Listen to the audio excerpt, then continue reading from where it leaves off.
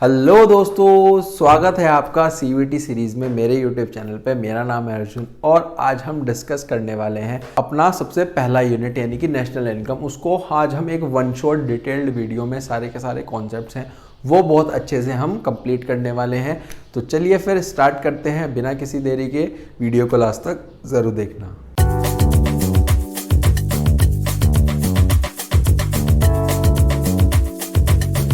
Basically हमारे पास यहाँ पर इस यूनिट में नेशनल इनकम की यूनिट में 4 चैप्टर आ जाते हैं अगर हम अपनी मैक्रो की बुक यानी कि इस तरीके से इसको करने की कोशिश करेंगे। सबसे पहले आ जाता है हमारे पास सर्कुलर फ्लो, फिर हमारे पास आ जाता है कुछ बेसिक कॉन्सेप्ट्स, फिर एग्रीगेट और लास्ट हमारे पास आ जाता है मेजरमेंट ऑफ नेशनल इनकम, जिसमें 3 मेथड होते हैं कैलकुलेट करने के। ठीक है जी। अब इसके बाद सबसे पहले हम यहाँ पर पढ़ते हैं सर्कुलर फ्लो ऑफ इनकम का मतलब क्या होता है। देखो बेसिकली ये हमारे पास एक साइकिल होती है जिसमें हम जनरेशन ऑफ इनकम करते हैं। सबसे पहली चीज़ आपको याद रखनी है, इसमें होता है generation of income production process में। फिर इसके बाद आ जाता है सर डिस्ट्रीब्यूशन। उसके बाद हम क्या करते हैं, डिस्ट्रीब्यूट करते हैं जितने भी हमारे पास फैक्टर ऑफ प्रोडक्शन होते हैं। फाइनली हम क्या करते हैं, इस यहाँ पर सर्कुलेशन होता है हाउस होल्ड से फर्म की तरफ। क्या होता है सर, हाउस होल्ड से फर्म की तरफ होता है। किस चीज़ का, कंजम्पशन एक्सपेंडिचर के फॉर्म में गुड्स और सर्विसेज का जो भी उन्होंने प्रोड्यूस करी है। यही बेसिकली इसकी डेफिनेशन बन जाती है। और यहाँ पर 3 डिफरेंट फेजेस होते हैं, एक होता है सर जनरेशन, डिस्ट्रीब्यूशन और एक डिस्पोजिशन। जनरेशन का जो दूसरा नाम होता है वो होता है सर प्रोडक्शन, डिस्ट्रीब्यूशन का जो दूसरा नाम होता है वो होता है सर इनकम, और यहाँ पर डिस्पोजिशन का एक्सपेंडिचर। सबसे पहले बात करते हैं जनरेशन। जनरेशन में क्या आ जाता है, इस फेज में बेसिकली फर्म प्रोड्यूस करती है गुड्स और सर्विसेज का with the help of factor services की मदद से, जब भी हम प्रोडक्शन यहाँ पर करते हैं गुड्स और सर्विसेज का। इसके बाद आ जाता है सर डिस्ट्रीब्यूशन। डिस्ट्रीब्यूशन वाला फेज है, इसमें आ जाता है जितना भी हमारे पास फैक्टर इनकम है, यानी कि क्या होगा factor income, rent, wages, interest, profit, इन सब का फर्म से हाउस होल्ड्स की तरफ फ्लो।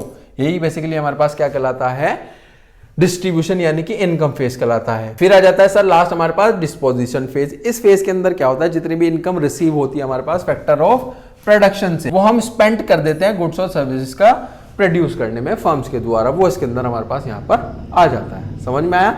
चलो जी आगे चलते हैं। बेसिकली हमारे पास डिफरेंस, स्टॉक और फ्लो में क्या डिफरेंस होता है। सबसे पहले अगर हम बात करें स्टॉक वेरिएबल की बात करते हैं। स्टॉक वेरिएबल वो वेरिएबल है जो मेजर्ड होता है एक पर्टिकुलर पॉइंट ऑफ टाइम पे। फ्लो वेरिएबल वो वेरिएबल होता है जो मेजर्ड होता है over a period of time में। स्टॉक में अगर हम टाइम डायमेंशन की बात करें तो यहाँ पर कोई भी टाइम डायमेंशन देखने के लिए नहीं मिल जाती। फ्लो में हमारे पास टाइम डायमेंशन होती है क्योंकि ये मेजर्ड होती है over a period of time. Stock की अगर हम बात करें तो इसका नेचर ऑफ कॉन्सेप्ट कैसा है, ये स्टैटिक कॉन्सेप्ट है, ये हमारे पास डायनामिक है। ये स्टैटिक का मतलब होता है हमारे पास फिक्स्ड। अगर हम कुछ एग्जांपल्स की बात करें, यहां से क्वेश्चन बन सकता है, एमसीक्यू बन सकता है कि क्या हमारे पास फ्लो है, क्या हमारे पास स्टॉक है। सबसे पहले याद करो कि देखने की कोशिश करो स्टॉक में हमारे पास क्या क्या आता है। स्टॉक में आ जाता है सर हमारे पास पॉपुलेशन होगी, जब भी एज ऑन, जिस भी चीज में एज ऑन होगा वो समझ जाना हमारे पास स्टॉक है। जिसमें ओवर होगा वो हमारे पास over a period of time है तो फ्लो होगा। जैसे कि total number of car Delhi में है, money supply, in national wealth, quantity of wheat stored, ये सब हमारे पास किसके अंदर आ जाता है, ये सब आ जाता है सर हमारे पास स्टॉक के अंदर। फिर फ्लो की बात करते हैं। फ्लो में आ जाता है सर जितने भी हमारे पास नंबर ऑफ बर्थ्स हुए हैं। ड्यूरिंग द ईयर आ गया, मारुति कार से ड्यूरिंग द ईयर इसके अंदर है। फिर भी एक्सपेंडिचर आ गया हमारे पास, मनी के और ट्रांजेक्शन आ गई, नेशनल इनकम और क्वांटिटी ऑफ व्हीट प्रोड्यूस, जिसमें ये wheat produce, quantity of wheat stored, national income, national wealth बहुत ज्यादा इंपॉर्टेंट है, इसको बहुत अच्छे से समझना है। आगे चलते हैं sir real flow, money flow. Real flow basically क्या होता है, ये एक वो फ्लो होता है जिसमें गुड्स और सर्विसेज का फ्लो होता है फर्म्स और हाउस होल्ड्स के बीच में। जब भी हमारे पास गुड्स और सर्विसेज का फ्लो होगा वो कहलाएगा sir real flow. Money flow क्या कहलाएगा, फर्म्स और हाउस होल्ड्स के बीच में जितना भी हमारे पास पैसे का फ्लो होगा यानी कि मनी का फ्लो होगा वो क्या कहलाएगा सर मनी फ्लो। अगर हम काइंड ऑफ एक्सचेंज की बात करें, यहाँ पर एक्सचेंज होते हैं गुड्स और सर्विसेज, मनी फ्लो में एक्सचेंज होता है हमारे पास मनी। यहाँ पर हमारे पास डिफिकल्टीज देखने के लिए मिल जाती है बार्टर सिस्टम, क्योंकि यहाँ पर एक्सचेंज हो रहा है गुड्स और सर्विसेज, गुड्स के बदले गुड्स जा रहे हैं, सर्विस के बदले सर्विस जा रहा है। यहाँ पर कोई भी डिफिकल्टी देखने के लिए नहीं मिल जाती क्योंकि हमारे पास मनी फ्लो है, पर फ्लो ऑफ मनी है। इसका जो दूसरा नाम होता है रियल फ्लो का वो होता है फिजिकल फ्लो। मनी फ्लो का जो दूसरा नाम होता है वो होता है सर नॉमिनल फ्लो। आगे चलते हैं जी। 4 सेक्टर इन द इकोनॉमी, हमारे पास क्या क्या सेक्टर देखने के लिए मिल जाता है। सबसे पहले आ जाता है sir house hold sector. House hold sector में बेसिकली कौन लोग आ जाते हैं, यहाँ आ जाते हैं कंज्यूमर आ जाते हैं गुड्स और सर्विसेज के, और ओनर आ जाते हैं फैक्टर्स ऑफ प्रोडक्शन के।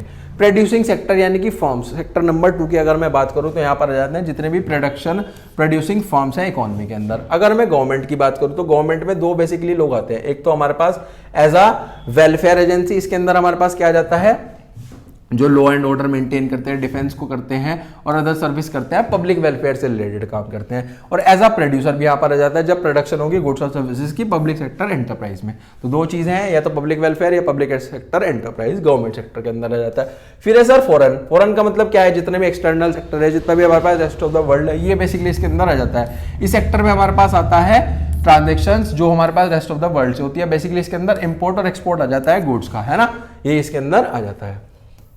फिर है sir circular flow in simple economy, two sector economy. इसके लिए सबसे पहले इसका डायग्राम समझने की कोशिश करो। सबसे पहले देखो हमारे पास क्या होता है, दो सेक्टर है, फर्म्स और हाउस होल्ड। सबसे पहले क्या होगा सर, हाउस होल्ड से यहां पर हमारे पास फर्म्स के लिए चलेगी, वो चलेगा sir factor services. Factor services में क्या आ जाता है, लैंड, लेबर, कैपिटल, एंटरप्रेन्योर। उसके बदले में क्या दिया जाएगा, फर्म यहां पर देंगी फैक्टर पेमेंट, यानी कि रेंट, वेजेस, इंटरेस्ट और प्रॉफिट। फिर जो भी फैक्टर इनकम या फैक्टर इनकम रिसीव हुई वो बेसिकली लगा दी जाती है consumption of goods and services पे। बदले में फिर फर्म्स हाउस होल्ड्स को क्या देती है, गुड्स एंड सर्विसेज। तो दो फ्लो हैं, दो हमारे पास लूप है, एक तो इनर लूप और एक आउटर लूप। अब इसको पढ़ते हैं थोड़ा थ्योरी के पोर्शन में से। देखो सबसे पहले लिखा गया है कि एक ऐसी सिंपल इकोनॉमी जहां पे दो ही सेक्टर है हमारे पास एग्जिस्ट करते हैं, एक हाउस होल्ड्स, एक फर्म। हाउस होल्ड्स और एक हम फर्म ने पढ़ा था। जो हाउस होल्ड्स है वो ओनर्स है फैक्टर्स ऑफ प्रोडक्शन के, और कंज्यूमर्स है गुड्स और सर्विसेज के। जो हमारे पास फर्म्स है वो क्या है, वो प्रोड्यूस करती हैं गुड्स और सर्विसेज और सेल करती हैं हाउस होल्ड्स को। ये एक सिंपलेस्ट फॉर्म है क्लोज्ड इकोनॉमी का, जहां पे गवर्नमेंट सेक्टर और हमारे पास फॉरेन ट्रेड यानी कि रेस्ट ऑफ द वर्ल्ड नहीं आ जाता। अगर वो दोनों हैं, चारों हैं, तो ओपन इकोनॉमी कहलाती है। कुछ अजम्पशंस है। अजम्पशंस क्या है सर, हमारे पास यहाँ पर दो सेक्टर है इकोनॉमी के अंदर, एक तो सबसे पहले हाउस होल्ड्स और एक फर्म, यानी कि नो गवर्नमेंट और फॉरेन सेक्टर, सिर्फ और सिर्फ हाउस होल्ड्स है, फर्म्स है। फिर उसके बाद लिखा गया है कि हाउस होल्ड सबसे पहले क्या करेगी, फैक्टर सर्विसेज देगी फर्म्स को और हायर करेगी हमारे पास सर्विसेज हाउस होल्ड से। फिर फर्म प्रोड्यूस करती है गुड्स और सर्विसेज और सेल कर देती है अपना एंटायर आउटपुट हाउस होल्ड्स को, ठीक है जी। फिर उसके बाद हमारे पास बेसिकली क्या होता है, हाउस होल्ड रिसीव करते हैं फैक्टर इनकम सर्विसेज से, फिर हमारे पास स्पेंड कर देते हैं जितना भी पैसा होगा consumption of goods and services पे। और यहाँ पर कोई भी सेविंग नहीं होती है इकोनॉमी में, neither the house hold save करते हैं अपनी इनकम को, ना ही फर्म हमारे पास प्रॉफिट्स को सेव कर पाती है। जो सर्कुलर फ्लो है वो अभी हमने डायग्राम से नीचे पढ़ा ही है, ठीक है जी। यहाँ पर लिखा गया है कि एक आउटर लूप है डायग्राम का, जिसको हम रियल फ्लो बोलते हैं आउटर लूप को। एक होता है हमारे पास इनर लूप, जिसको हम क्या बोलते हैं, मनी फ्लो होता है। देखो अगर हम आउटर लूप की बात करें तो यहाँ पर सिर्फ और सिर्फ क्या हो रहा है, एक तो फ्लो हो रहा है फैक्टर सर्विसेज का हाउस होल्ड से फर्म की तरफ, एक हमारे पास क्या हो रहा है, एक हमारे पास फ्लो हो रहा है गुड्स और सर्विसेज का जो कि फर्म से हाउस होल्ड चल रहा है। फिर आ जाता है sir inner loop. Inner loop में क्या है, बेसिकली मनी का फ्लो हो रहा है। मनी का फ्लो कैसे हो रहा है, एक तो फैक्टर पेमेंट चल रही है फर्म से हाउस होल्ड्स की तरफ, और एक हमारे पास क्या हो रहा है, एक हो रहा है सर हमारे पास कंजम्पशन एक्सपेंडिचर का फ्लो हो रहा है हाउस होल्ड से फर्म की तरफ। यही बेसिकली इस चैप्टर के अंदर आ जाता है। चलते हुए अपने नेक्स्ट चैप्टर की तरफ। देखो जी नेक्स्ट चैप्टर आ जाता है basically basic concept of macro economics. इसमें सबसे पहला कॉन्सेप्ट लिखा है domestic territory. Sir domestic territory क्या होता है, डोमेस्टिक टेरिटरी बेसिकली हमारे पास वो ज्योग्राफिकल टेरिटरी होती है जो कि एक एडमिनिस्ट्रेशन करती है, गवर्नमेंट एडमिनिस्ट्रेट करती है, जिसमें पर्सन, गुड्स और कैपिटल हमारे पास सर्कुलेट हो सकते हैं फ्रीली। यही बेसिकली इसकी डेफिनेशन बन जाती है। फिर हमारे पास पॉलिटिकल फ्रंटियर्स के एडिशन में डोमेस्टिक टेरिटरी में क्या क्या आता है, शिप्स एंड एयरक्राफ्ट आ जाते हैं जो कि हमने ओन करे हैं, ऑपरेट हो रहे हैं हमारे पास नॉर्मल रेजिडेंट्स के द्वारा बिटवीन टू और मोर कंट्रीज। अगर दो या दो से ज्यादा कंट्री के बीच में हमारे पास एयरक्राफ्ट हैं, शिप्स हैं जो कि हमारे पास नॉर्मल रेजिडेंट ने ऑपरेट करे हैं या कंट्रोल करे हैं, वही बेसिकली ओन करे हैं या ऑपरेट करे हैं, वही बेसिकली इसके अंदर आ जाता है।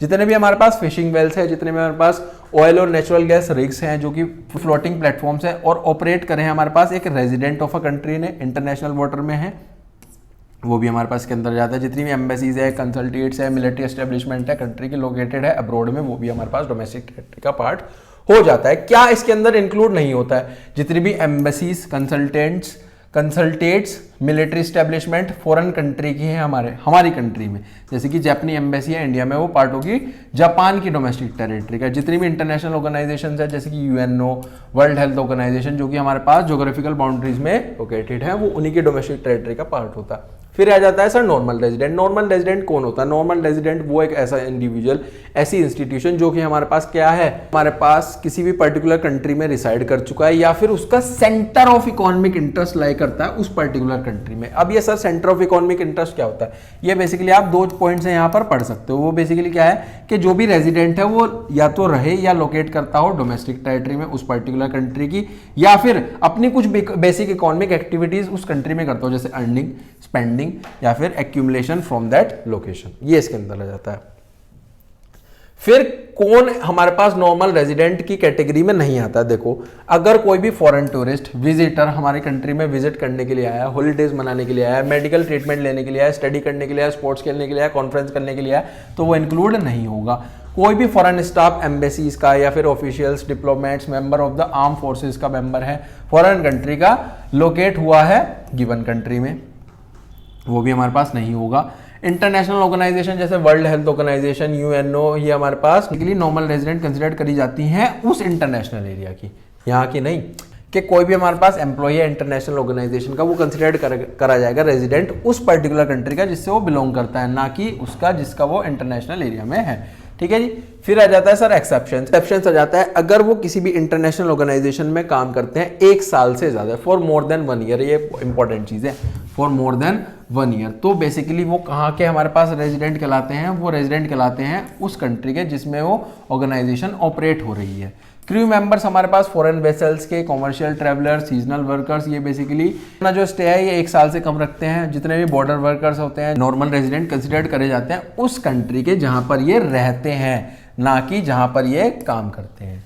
ठीक है जी, ये बेसिकली इसके कुछ एक्सेप्शंस थे। फिर आ जाता है सर सिटीजनशिप और हमारे पास रेजिडेंटशिप। सिटीजनशिप का मतलब क्या होता है? सबसे पहली चीज तो एक लीगल कॉन्सेप्ट है और 2 कंडीशन यहाँ पर होती है, तो आप उस पर्टिकुलर कंट्री में आपका जो है बर्थ हुआ हो या फिर आप कुछ लीगल प्रोविजंस की मदद से भी सिटीजनशिप ले सकते हो। 2 तरीके से लिया जाता है। अगर या तो वो इंसान इंडिया में, अगर हम इंडिया की सिटीजनशिप की बात करें तो इंडिया में है, इंडिया में बोर्न हुआ हो, उसे ऑटोमेटिकली सिटीजनशिप मिल जाएगी। अगर आप इंडिया में बोर्न हुए तो आप इंडिया के सिटीजन हैं, जिस भी कंट्री में बोर्न हुए आप वहाँ के सिटीजन कहलाते हो। ठीक है जी। और अगर वो पर्सन हमारे पास इंडिया के आउटसाइड है तो उसका क्या करना पड़ेगा? उसे सिटीजनशिप के लिए अप्लाई करना पड़ेगा। इंडिया का लॉ उसे अलाउ करेगा, फिर हमारे पास सिचुएशन चेक करके कि वो इंडिया का सिटीजन बन सकता है या नहीं बन सकता है। फिर आ जाता है सर रेजिडेंटशिप। देखो, सबसे पहले तो इकोनॉमिक कॉन्सेप्ट है कि बेसिकली यहाँ पर इकोनॉमिक एक्टिविटी से आप उस पर्सन की रेजिडेंटशिप का अंदाजा लगा सकते हो कि नॉर्मल रेजिडेंट आप किसी भी कंट्री के तब बन सकते हो अगर आपका 1 साल तक आप वहाँ पर रहते हो, रिसाइड्स करते हो और ऑटोमेटिकली आपका जो सेंट्रल इकोनॉमिक इंटरेस्ट है वो उस कंट्री में है ना। एग्जाम्पल के तौर पे एक चाइनीज इंडिया में आया है 1 साल के लिए, तो क्या बन जाएगा? नॉर्मल रेजिडेंट ऑफ इंडिया बन जाएगा। How he is not a citizen? Citizen नहीं बन पाएगा क्योंकि ना तो वो यहाँ पर सिटीजनशिप होल्ड कर पा रहा है, ना वो यहाँ पर बोर्न हुआ है, ना ही उसने सिटीजनशिप के लिए अप्लाई करा है, तो वो सिटीजन नहीं है, वो क्या कहलाएगा? रेजिडेंट कहलाएगा। इसके बाद लिखा गया है एक इंपॉर्टेंट चीज है कि एक पर्सन बेसिकली सिटीजन एक कंट्री का हो सकता है और रेजिडेंट दूसरी कंट्री का भी हो सकता है। फिर आ जाता है सर फैक्टर इनकम, फिर आ जाता है ट्रांसफर इनकम में डिफरेंस। देखो जी, सबसे पहले तो समझते हैं मतलब क्या होता है। मतलब में आ जाता है कि फैक्टर इनकम में आ जाता है बेसिकली रेफर टू वो इनकम जो हमारे पास फैक्टर ऑफ प्रोडक्शन से रिसीव होती है। फैक्टर जब आप रेंडरिंग सर्विसेज दोगे, जब आप अपनी सर्विस को रेंडर करोगे प्रोडक्शन प्रोसेस में, जो भी ट्रांसफर इनकम होती है वैसे ही हमारे पास जो इनकम हो जाती है बिना कोई भी प्रोडक्ट सर्विस के रेंडर करे, ये हमारे पास मिल जाती है। नेशनल इनकम और डोमेस्टिक इनकम में फैक्टर इनकम इंक्लूड होती है, ट्रांसफर इनकम इंक्लूड नहीं होती। जो हमारे पास फैक्टर इनकम है ये एक अर्निंग कॉन्सेप्ट है, जो ट्रांसफर इनकम है एक रिसिप्ट कॉन्सेप्ट है। यहाँ पर अगर रिसिपेंट की बात करें तो यहाँ पर आ जाते हैं हमारे पास ये रिसीव होती है फैक्टर ऑफ प्रोडक्शन की मदद से, लैंड, लेबर, कैपिटल और एंटरप्राइज की मदद से। जो ट्रांसफर इनकम होती है वो हमें रिसीव होती है हाउस होल्ड्स और गवर्नमेंट के द्वारा। इसके कुछ एग्जाम्पल्स देख लो। रेंट, वेजेस, इंटरेस्ट और प्रॉफिट हमारे पास कहाँ से मिलते हैं? लैंड से रेंट मिला, लेबर से वेजेस, कैपिटल से इंटरेस्ट और एंटरप्राइज से प्रॉफिट। ट्रांसफर इनकम में क्या मिल जाती है? जितनी भी स्कॉलरशिप्स हैं, ओल्ड एज पेंशन है, अनएम्प्लॉयमेंट अलाउंस है, ये बेसिकली इसके अंदर आ जाता है। फिर आ जाता है सर हमारे पास फाइनल और इंटरमीडिएट गुड्स। फाइनल गुड्स कौन से गुड्स होते हैं? फाइनल गुड्स वो गुड्स होते हैं जो बेसिकली हमारे पास यूज करे जाते हैं 2 तरीके से, या तो कंजम्पशन या फिर इन्वेस्टमेंट के लिए यूज करे जाएंगे। जो इन्वेस्टमेंट के गुड्स होते हैं वो हमारे पास यूज करे जाते हैं या तो रीसेल के लिए या फिर फर्दर प्रोडक्शन के लिए। जो हमारे पास फाइनल गुड्स होते हैं वो हमारे पास नेशनल इनकम में और डोमेस्टिक इनकम में इंक्लूड हो जाते हैं। जो इंटरमीडिएट गुड्स होते हैं वो ना तो नेशनल इनकम में इंक्लूड होते हैं, वो ना ही डोमेस्टिक इनकम में इंक्लूड होते हैं। वैल्यू एडिशन की बात करें, ये रेडी टू यूज होते हैं, यहाँ पर कोई भी वैल्यू एडिशन देखने के लिए नहीं मिलेगा। इनमें कुछ ना कुछ हमारे पास वैल्यू एडिशन देखने के लिए मिल जाता है क्योंकि रेडी टू यूज नहीं होते इंटरमीडिएट गुड्स। फाइनल गुड्स की बात करें तो ये प्रोडक्शन बाउंड्री को हमारे पास क्रॉस कर चुके होते हैं। जो इंटरमीडिएट गुड्स हैं ये हमारे पास within the production boundary, यानी कि जहां पर प्रोडक्शन चल रही है वहां पर ही रहते हैं। अगर हम एग्जांपल की बात करें, मिल्क परचेज करा है हाउस होल्ड्स ने अपने कंजम्पशन के लिए, कार परचेज करी है इन्वेस्टमेंट के पर्पज से, तो ये फाइनल आ जाता है। अगर मिल्क यूज करी है डेयरी शॉप ने रीसेल के लिए तो क्या आ जाता है? वो आ जाता है सर इंटरमीडिएट। और कोल यूज करा गया है फैक्ट्रीज के द्वारा फर्दर प्रोडक्शन के लिए, वो आ जाता है हमारे पास इंटरमीडिएट में। फाइनल की अगर मैं बात करूं, फाइनल में दो ही केस आपको देखने हैं, या तो कंजम्पशन होगा या फिर इन्वेस्टमेंट होगा। इंटरमीडिएट की बात करूं तो यहाँ पर या तो रीसेल के पर्पज से अगर कोई भी चीज हो रही होगी या फर्दर प्रोडक्शन की वजह से कोई भी चीज हो रही होगी तो चली जाएगी सर इंटरमीडिएट में। आगे चलते हैं सर, आगे हमारे पास लिखा हुआ है, आगे सर लिखा है कुछ इंपॉर्टेंट नोट्स। इंपॉर्टेंट नोट्स क्या है कि जो भी ट्रांसफर रिसिप्ट होती है वो दो तरीके की होती है, एक तो सर करंट ट्रांसफर, एक सर कैपिटल ट्रांसफर। दोनों का मतलब समझते हैं। जो करंट ट्रांसफर होती है वो बनती है out of the income, income से बनती है, और जो कैपिटल ट्रांसफर बनती है वो बनती है वेल्थ ऑफ द पेयर से। जो करंट ट्रांसफर होती है ये रेगुलर होती है नेचर में, कैपिटल ट्रांसफर इरेगुलर होती है। करंट ट्रांसफर हमारे पास बेसिकली होती है कंजम्पशन पर्पस के लिए, कैपिटल ट्रांसफर होती है सर हमारे पास कैपिटल फॉर्मेशन के लिए। अगर हम एग्जांपल्स की बात करें करंट ट्रांसफर की, तो करंट ट्रांसफर में जाते हैं sir old age pension, gifts, unemployment allowance. अगर मैं बात करूं कैपिटल ट्रांसफर की, तो इन्वेस्टमेंट ग्रांट्स, कैपिटल गेन्स और वॉर डैमेजेस। अगर हम बात करें आगे कि अगर हमारे पास एक्सपेंडिचर करा है फाइनल गुड्स पे जो कि परचेज करे हैं हाउस होल्ड्स ने, तो कहलाता है सर कंजम्पशन एक्सपेंडिचर। अगर हमारे पास एक्सपेंडिचर हुआ है फाइनल गुड्स पे जो कि परचेज करे हैं प्रोड्यूसर ने, तो कहलाएगा इन्वेस्टमेंट एक्सपेंडिचर। फाइनल गुड्स हमेशा किसके इक्वल होते हैं? Consumption expenditure plus investment expenditure के। जो नेशनल इनकम होती है उसमें हमारे पास फाइनल गुड्स ओनली आते हैं। फिर आ जाता है sir production boundary. Production boundary का मतलब क्या होता है? प्रोडक्शन बाउंड्री बेसिकली वो बाउंड्री होती है जहां पर हमारे पास प्रोडक्शन चल रही है। अगर वो प्रोडक्शन बाउंड्री के अंदर है तो इंटरमीडिएट गुड, अगर वो प्रोडक्शन बाउंड्री को क्रॉस कर चुका है तो फाइनल गुड्स बन जाता है। फिर आ जाता है सर कंजम्पशन गुड्स और हमारे पास कैपिटल गुड्स। सबसे पहले पढ़ते हैं कंजम्पशन गुड्स को। कंजम्पशन गुड्स वो गुड्स होते हैं जो हमारे पास सेटिस्फाई करते हैं wants of the consumer directly अगर सेटिस्फाई करेंगे तो क्या कहलाएगा सर? Consumption goods. जैसे कि ब्रेड, बटर, शर्ट्स, पेन्स, ये सब बेसिकली हमारे पास कंजम्पशन गुड्स है। कंजम्पशन गुड्स हमारे पास कैन फर्दर बी डिवाइडेड, वो हमारे पास बेसिकली 4 पार्ट्स में डिवाइड हो जाते हैं। सबसे पहले पार्ट को पढ़ते हैं ड्यूरेबल गुड्स। ड्यूरेबल गुड्स वो गुड्स हो जाते हैं जिनको आप again and again bar bar use कर सकते हो पीरियड ऑफ टाइम के लिए, जैसे television, refrigerator. Semi durable goods वो आ जाता है जिनका लिमिटेड पीरियड ऑफ टाइम होता है, जैसे हमारे पास क्लोथ्स हैं, क्रोकरी है, शूज है, आप इनको पूरी लाइफ टाइम तो यूज नहीं कर सकते। फिर non durable goods. Non durable goods आते हैं जितना सिंगल यूज आप कर सकते हो, जैसे मिल्क, ब्रेड, पेपर, ये सिंगल ही हमारे पास यूज हो जाते हैं। फिर आ जाती है सर सर्विसेज। सर्विसेज में है basically non material goods which directly satisfy human wants. वो हमारे पास चीजें जो हमारी ह्यूमन वांट्स को डायरेक्टली सेटिस्फाई कर देती हैं, नॉन मटेरियल होती हैं। ये इंटेंजिबल एक्टिविटीज होती हैं, जैसे हमारे पास सर्विस ले रहे हो आप टीचर की, डॉक्टर की, बैंक की, ये इसके अंदर आ जाता है। फिर आ जाता है sir capital goods. Capital goods कौन से गुड्स होते हैं? Are refers to those goods जो कि हेल्प करते हैं हमारे पास प्रोडक्शन में अदर गुड्स और सर्विसेज के लिए। एग्जांपल के तौर पे जैसे प्लांट एंड मशीनरी, इक्विपमेंट, ये सारे के सारे कैपिटल गुड्स होते हैं और ये यूज करे जाते हैं हमारे पास प्रोडक्शन पर्पस के लिए। देखा गया है कि इनकी एक्सपेक्टेड लाइफ टाइम होती है 5 साल, 10 साल। मशीनरी की, इक्विपमेंट्स की इतनी तो होती है 20 साल हो जाती है ना, लेकिन एक एक्सपेक्टेड लाइफ होती है, उससे ज्यादा नहीं हो जाता। फिर उसके बाद लिखा गया है कि अपनी आइडेंटिटी लूज नहीं करते हैं प्रोडक्शन प्रोसेस में, they do not gate merge in the process of production, और ये मर्ज नहीं होते हैं प्रोसेस ऑफ प्रोडक्शन में। उसके बाद लिखा गया है कि समय समय पे इनकी रिप्लेसमेंट्स, इनके रिपेयर्स, प्लांट एंड मशीनरी और इक्विपमेंट्स की वो आपको देने होते हैं, क्योंकि डेप्रिसिएशन लगता रहता है, वैल्यू का कम होना लगता रहता है। फिर उसके बाद लिखा है ये हमारे पास डिराइव्ड डिमांड होता है। डिराइव्ड डिमांड का मतलब क्या है कि जो डिमांड है वो डिराइव होती है डिमांड ऑफ अदर गुड्स है जो कि हमारे पास प्रोडक्शन करते हैं या प्रोड्यूस को करने में मदद करते हैं। फिर आ जाता है सर इन्वेस्टमेंट और कैपिटल फॉर्मेशन। देखो जी, इन्वेस्टमेंट और कैपिटल फॉर्मेशन हमारे पास क्या होता है? इन्वेस्टमेंट और कैपिटल फॉर्मेशन बेसिकली होता है एडिशन होता है कैपिटल स्टॉक का। जब भी हम एक इकोनॉमी के अंदर कुछ कैपिटल स्टॉक में एडिशन करेंगे वही हमारे पास इन्वेस्टमेंट कहलाएगा, ये कैपिटल फॉर्मेशन कहलाएगा। अब ये दो तरीके से हो सकता है, तो सर होता है ग्रोस इन्वेस्टमेंट, एक होता है नेट इन्वेस्टमेंट। ग्रोस इन्वेस्टमेंट बताओ कि जब एडिशन आप करोगे कैपिटल में बेसिकली, लेकिन डेप्रिसिएशन से पहले, तो क्या कहलाएगा सर? ग्रोस। और इसमें फॉर्मूला बन जाता है gross value is equals to net value plus depreciation, depreciation से पहले, है ना। फिर आ जाता है हमारे पास नेट इन्वेस्टमेंट। इसका मतलब क्या है कि जो भी हमारे पास एडिशन होता है, एक्चुअल एडिशन होता है कैपिटल स्टॉक में इकोनॉमी के अंदर, वही हमारे पास नेट इन्वेस्टमेंट आ जाता है। इसमें आ जाता है सर माइनस डेप्रिसिएशन, ग्रोस में से डेप्रिसिएशन माइनस करोगे तो नेट। फिर डेप्रिसिएशन और कैपिटल लॉस में सर डिफरेंस आ जाता है। डेप्रिसिएशन का मतलब क्या होता है? डेप्रिसिएशन का मतलब होता है जितने भी हमारे पास फिक्स्ड एसेट्स हैं उनकी वैल्यू का कम होना। किन कारण की वजह से हमारी वैल्यू को कम होता है? सबसे पहली चीज तो नॉर्मल वियर एंड टियर, जैसे आप उसको यूज करोगे समय के साथ साथ, यानी कि पैसेज ऑफ टाइम और एक्सपेक्टेड ऑब्सोलेंस, ये 3 चीज यहाँ पर होती है। और इनका कुछ अदर नाम भी होता है, जैसे current replacement cost, replacement cost of fixed capital, capital consumption allowance, loss, ये इसके अदर नेम होते हैं। कैपिटल लॉस का मतलब क्या है कि यहाँ पर तो वैल्यू कम हो रही है थोड़ी सी डेप्रिसिएशन में, हमारी जितनी फिक्स्ड एसेट है यहाँ पर तो जितना हमारा फिक्स्ड एसेट है वही का वही पूरा का पूरा उसका ही लॉस हो गया। जैसे कुछ नेचुरल कैलेमिटीज, चोरी हो गया, एक्सीडेंट हो गया, ये सब हमारे पास कैपिटल लॉस का पार्ट हो जाते हैं।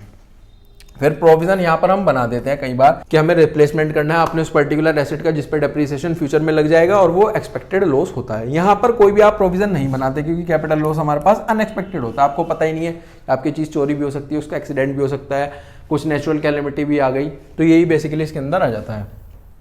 फिर है प्रोडक्शन प्रोसेस, ये बेसिकली प्रोडक्शन प्रोसेस को हैम्पर नहीं करता, चीज़ें चलती रहती है। अगर वो धीरे वर्क कर सकता है या कम वर्क कर सकता है, डेप्रिसिएशन अगर उस पर लग रहा है, लेकिन अगर कैपिटल का ही पूरा लॉस हो गया, मशीनरी ही नहीं रही, उसका ही एक्सीडेंट हो गया, वही चोरी हो गई, तो वो तो प्रोडक्शन प्रोसेस में पूरा हैम्पर करेगा, दिक्कत हो जाएगी बहुत, है ना जी। फिर इसके बाद आ जाता है डेप्रिसिएशन किन कारण की वजह से लगता है। डेप्रिसिएशन मेनली लगता है 3 कारण की वजह से। नॉर्मल वियर एंड टियर, जितना जितना आप यूज करोगे, जितना जितना आप उसको यूज करोगे उतना डेप्रिसिएशन लगेगा। पैसेज ऑफ टाइम, समय के साथ साथ 5 साल बाद 10 साल बाद उसकी वैल्यू वो नहीं रहती है और ना ही वो उतना काम कर पाती है फिक्स्ड एसेट। एक्सपेक्टेड ऑब्सोलेंस के एक्सपेक्टेड होता है। उसके बाद आ जाता है sir net indirect tax.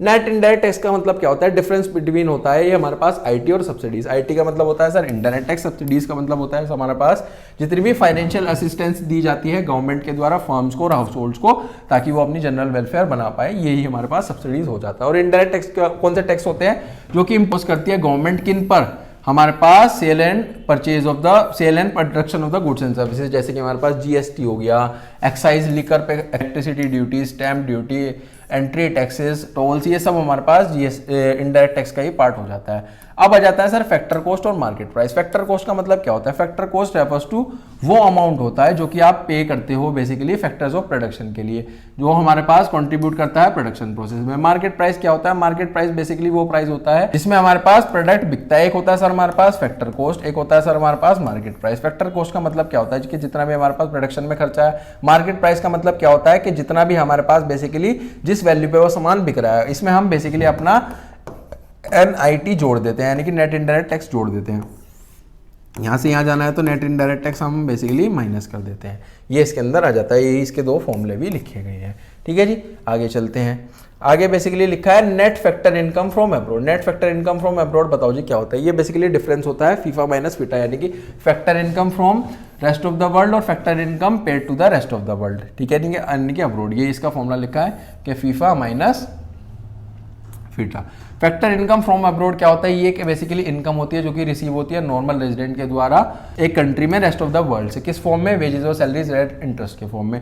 Paid to abroad का मतलब क्या है कि ये बेसिकली फैक्टर इनकम है जो कि आप पेड करता है, नॉर्मल रेजिडेंट किसी भी कंट्री का पे करता है फैक्टर सर्विसेज के लिए इकोनॉमिक टेरिटरी में। NFI हमारे पास बेसिकली सिग्निफिकेंट होता है, डिफरेंस होता है बिटवीन डोमेस्टिक इनकम और नेशनल इनकम के लिए। अब इसके 3 कंपोनेंट्स होते हैं। सबसे पहला है कि इसमें आ जाता है नेट कंपनसेशन टू एम्प्लॉयज, और जो भी इनकम रिसीव होगी हमारे पास इनकम होगी प्रॉपर्टी और एंटरप्रेन्योरशिप से, और नेट रिटेन्ड अर्निंग्स। फिर इसके बारे में 3 बहुत इंपॉर्टेंट चीज लिखी गई है कि NFI एक पॉजिटिव है।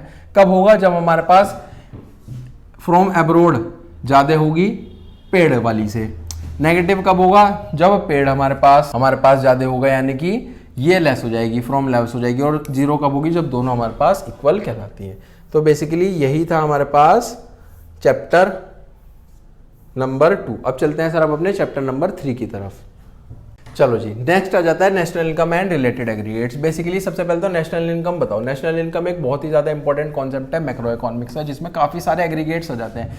एग्रीगेट्स बेसिकली क्या क्या है, एग्रीगेट्स होते हैं सर हमारे पास GDP at MP, GDP at FC, NDP at MP, NDP at FC, GNP at MP, GNP at FC, NNP at MP और NNP एट FC, जिसमें 2 बहुत इंपॉर्टेंट है। NDP एट FC जिसको हम डोमेस्टिक इनकम भी बोलते हैं, NNP एट FC यानी कि जिसको हम नेशनल इनकम भी बोलते हैं। सबसे पहले बात करते हैं सर GDP एट MP। इसकी जो हमारे पास फुल फॉर्म होती है वो होती है gross domestic product at market price. Basically हमारे पास वो ग्रोस मार्केट वैल्यू होती है फाइनल गुड्स एंड सर्विसेज की, जो कि प्रोड्यूस करी जाती है डोमेस्टिक टेरिटरी में ऑफ अ कंट्री 1 साल के अंदर अंदर। फिर आ जाता है sir domestic product at factor cost, यानी कि GDP एट FC। ये क्या होता है, ये होता है सर वो ग्रोस मनी वैल्यू हमारे पास फाइनल गुड्स और सर्विसेज की जो कि प्रोड्यूस होती है with in the domestic territory एक कंट्री के 1 साल में, है ना। इसका जो फॉर्मूला होता है वो होता है सर, अगर हम GDP एट MP में से NIT यानी कि नेट इनडायरेक्ट टैक्स माइनस कर देगा, और नेट इनडायरेक्ट टैक्स का फॉर्मूला होता है IT माइनस सब्सिडीज। फिर आ जाता है सर NDP एट MP यानी कि net domestic product at market price. इसका बेसिकली जो हमारे पास मतलब होता है वो क्या होता है, वो नेट मार्केट वैल्यू होती है फाइनल गुड्स और सर्विसेज की जो कि प्रोड्यूस होती है डोमेस्टिक टेरिटरी के अंदर एक पर्टिकुलर ईयर में कंट्री की, है ना। फिर आ जाता है कि इसका फॉर्मूला है जीडीपी एट एमपी में से डेप्रिसिएशन आप माइनस कर दो। डेप्रिसिएशन के जो ऑल्टरनेट नेम्स हैं वो अभी हमने पढ़े हैं, वो आपको याद रखने बहुत इंपॉर्टेंट है। फिर आ जाता है सर एनडीपी एट एफसी। इसका मतलब क्या होता है, net domestic product at factor cost. ये वो नेट मनी वैल्यू है फाइनल गुड्स और सर्विसेज की जो कि प्रोड्यूस होती है डोमेस्टिक टेरिटरी में एक कंट्री के एक साल के अंदर। फिर उसके बाद है sir GNP at MP. GNP at MP का मतलब क्या होता है, gross national product at market price. ये वो ग्रोस वैल्यू है फाइनल गुड्स और सर्विसेज की जो कि प्रोड्यूस होती है नॉर्मल रेजिडेंट्स के द्वारा एक कंट्री में एक साल के लिए। फिर उसके बाद आ जाता है सर जीएनपी एट एफसी यानी कि gross national product at factor cost. ये क्या है, वो ग्रोस मनी वैल्यू है फाइनल गुड्स एंड सर्विसेज की जो कि प्रोड्यूस होती है नॉर्मल रेजिडेंट्स के द्वारा ड्यूरिंग 1 ईयर। इसका फॉर्मूला होता है वो होता है सर नेट इनडायरेक्ट, और ऊपर वाले का फॉर्मूला था जीएनपी एट एमपी में आप नेट फैक्टर इनकम यानी कि एनएफआई अगर आप ऐड कर देते हो उसका फॉर्मूला होता है फीफा माइनस फीटा। फिर आ जाता है sir net national product eight MP. क्या होता है, यानी कि हमारे पास मार्केट प्राइस क्या होता है, ये होता है बेसिकली वो मार्केट वैल्यू फाइनल गुड्स और सर्विसेज की जो कि प्रोड्यूस करी जाती है नॉर्मल रेजिडेंट्स के द्वारा कंट्री में एक पर्टिकुलर ईयर में, जो उसका फॉर्मूला होता है GNP at MP minus depreciation. फिर आ जाता है sir NNP at FC. NNP at FC का फुल फॉर्म होता है net national product at factor cost. Basically इसका मतलब क्या होता है, इसमें बेसिकली वो नेट मनी वैल्यू आ जाती है फाइनल गुड्स और सर्विसेज की जो कि प्रोड्यूस होती है नॉर्मल रेजिडेंट्स के द्वारा एक कंट्री में एक 1 ईयर के अंदर। इसका जो फॉर्मूला होता है net indirect tax minus depreciation. फिर आ जाता है सर डोमेस्टिक इनकम और नेशनल इनकम के बीच का डिफरेंस। डोमेस्टिक इनकम क्या होता है, ये एक टेरिटोरियल कॉन्सेप्ट है। डोमेस्टिक इनकम और नेशनल इनकम एक नेशनल कॉन्सेप्ट है। इसके अंदर आ जाता है कि इसमें सारी की सारी हमारे पास इंक्लूड्स होती है फाइनल गुड्स और सर्विसेज जो कि प्रोड्यूस होती है डोमेस्टिक टेरिटरी के अंदर एक साल के अंदर एक कंट्री के लिए। फिर आ जाता है इसमें जितनी भी फाइनल गुड्स और final value of goods and services होती है जो कि प्रोड्यूस करी जाती है एंटायर वर्ल्ड में। कैटेगरी क्या हो, प्रोडक्ट्स की बात करें, यहाँ पर हमारे पास सारे के सारे हमारे पास प्रोड्यूसर्स आ जाते हैं जो डोमेस्टिक टेरिटरी के अंदर आते हैं। यहाँ पर वो सब प्रोड्यूसर्स आ जाते हैं जो नॉर्मल रेजिडेंट्स है कंट्री के। इसमें एनएफआई इंक्लूड नहीं होता, डोमेस्टिक में एनएफआई इंक्लूड होता है। फिर आ जाता है सर प्राइवेट इनकम और नेशनल इनकम का क्या डिफरेंस है। प्राइवेट इनकम वो इनकम होती है बेसिकली इसके अंदर आ जाते हैं जितने भी फैक्टर इनकम है और ट्रांसफर इनकम है। नेशनल इनकम में सिर्फ और सिर्फ फैक्टर इनकम आती है, और यहाँ पे जो पब्लिक सेक्टर इनकम है वो इंक्लूड नहीं होती है, यहाँ पे इंक्लूड हो जाती है। फिर आ जाता है सर हमारे पास प्राइवेट इनकम और income from domestic products accrues to the private sector. इन दोनों के बीच में क्या डिफरेंस होता है, इसमें इंक्लूड होता है हमारे पास फैक्टर इनकम और ट्रांसफर इनकम, यहाँ पर इंक्लूड होती है खाली फैक्टर इनकम। एक नेशनल कॉन्सेप्ट है इसमें एनएफआई आ जाता है, ये डोमेस्टिक कॉन्सेप्ट है इसमें एनएफआई नहीं आता है। फिर आ जाता है सर पर्सनल इनकम और प्राइवेट इनकम में डिफरेंस। देखो जी पर्सनल इनकम क्या होती है, पर्सनल इनकम वो इनकम होती है जो कि रिसीव होती है हाउस होल्ड से फ्रॉम ऑल द सोर्सेज। यहाँ पर जो हमारे पास प्राइवेट इनकम होती है वो इनकम होती है जो एक्रू होती है प्राइवेट सेक्टर को हर एक सोर्स से।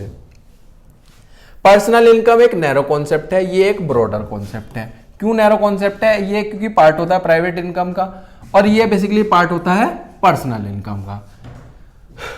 आगे चलते हैं, फॉर्मूला क्या है, प्राइवेट इनकम में से कॉर्पोरेट टैक्स और रिटेन अर्निंग्स माइनस करोगे। यहाँ पर फॉर्मूला है पर्सनल इनकम में कॉर्पोरेट टैक्स और रिटेन अर्निंग्स ऐड कर दोगे।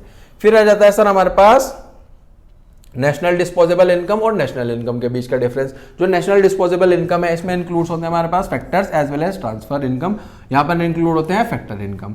अगर हम नेशनल डिस्पोजेबल इनकम की बात करें, ये एस्टिमेट होती है मार्केट प्राइस पे, मतलब यानी कि इसमें एनआईटी यानी कि नेट इनडायरेक्ट टैक्स इंक्लूड होता है। यहाँ पर एस्टिमेट होता है फैक्टर कॉस्ट पे, यानी कि इसमें एक्सक्लूड होते हैं, इंक्लूड नहीं होते हैं एनआईटी। फिर चलते हैं सर आगे लिखा गया है हमारे पास नेशनल डिस्पोजेबल इनकम में डिफरेंस और पर्सनल डिस्पोजेबल इनकम में डिफरेंस। ये एक ब्रॉडर कॉन्सेप्ट है, ये एक नैरो कॉन्सेप्ट है। क्यों, क्योंकि इसमें इंक्लूड हो जाते हैं हमारे पास दोनों पब्लिक और प्राइवेट। इसमें हमारे पास इंक्लूड होते हैं सिर्फ और सिर्फ हाउस होल्ड ओनली। ये हमारे पास नेशनल डिस्पोजेबल इनकम में एनआईटी इंक्लूसिव होता है, इसमें एक्सक्लूड होता है यानी कि इंक्लूड नहीं होता है। ठीक है जी, चलो जी आगे चलते हैं अब अपने चैप्टर नंबर 4 की तरफ। ठीक है जी, इसके बाद हम चैप्टर नंबर 4 के पहले न्यूमेरिकल पोर्शन क्लियर कर लेते हैं। इसके बाद मैं वीडियो अटैच कर रहा हूं जिसमें सारे के सारे आपके नेशनल इनकम के न्यूमेरिकल्स हैं, वो अच्छे से क्लियर हो जाएंगे। पहले उसको देखो, फिर हम जितना भी चैप्टर 4 की बची हुई थ्योरी है वो एक सेपरेट वीडियो मैं आपके लिए लेकर के आऊंगा, 1-2 दिन में अपलोड करूंगा, उससे आप अपना चैप्टर नंबर 4 की सारी थ्योरी वर्क कर लेना। हेलो दोस्तों, मेरा नाम है अर्जुन, स्वागत है आपका मेरे यूट्यूब चैनल पे। गाइस आज की वीडियो में हम नेशनल इनकम के न्यूमेरिकल्स की बात करने वाले हैं। सबसे पहले डिस्कस करेंगे कुछ बेसिक कॉन्सेप्ट्स के कैसे नेशनल इनकम के न्यूमेरिकल्स को सोल्व करा जाता है। जिन भी स्टूडेंट्स को काफी ज्यादा प्रॉब्लम्स आती है न्यूमेरिकल से रिलेटेड या डर लगता है कि कैसे न्यूमेरिकल सोल्व होंगे, तो वीडियो को एंड तक जरूर देखना। और चलिए जल्दी से शुरू करते हैं।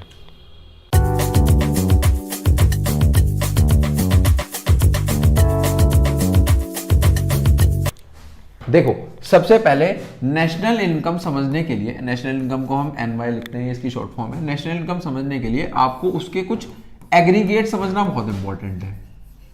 एग्रीगेट्स, ठीक है जी। एग्रीगेट्स को हम कंपोनेंट्स भी बोलते हैं।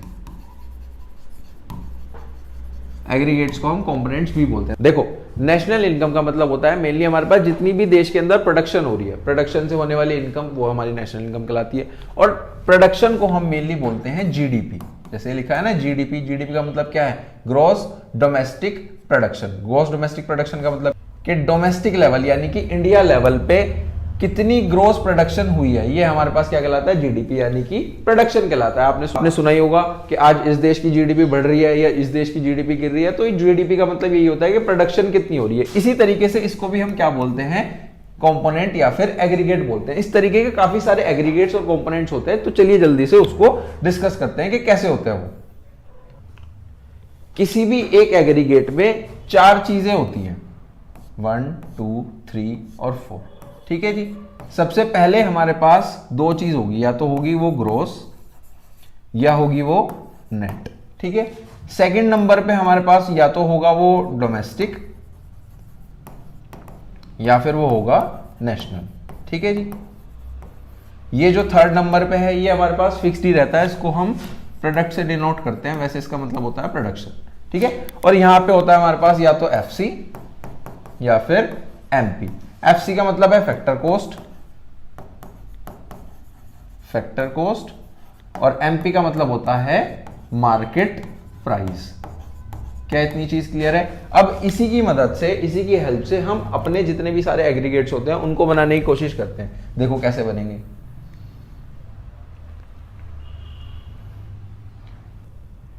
जैसे मैं अगर यहां से बात करूं, सबसे पहले मैं क्या ले सकता हूं? ग्रोस। ग्रोस का मतलब हो गया जी। इधर से लिया हमने डी यानी कि डोमेस्टिक, पी तो कांस्टेंट है ही, और यहां से हमने लिया है एफसी। तो हमारे पास पहला एग्रीगेट क्या बन गया है? GDP eight FC. इसी तरीके से सेकंड क्या बन सकता है? GDP at MP. क्लियर है जी। थर्ड नंबर पे क्या बन सकता है?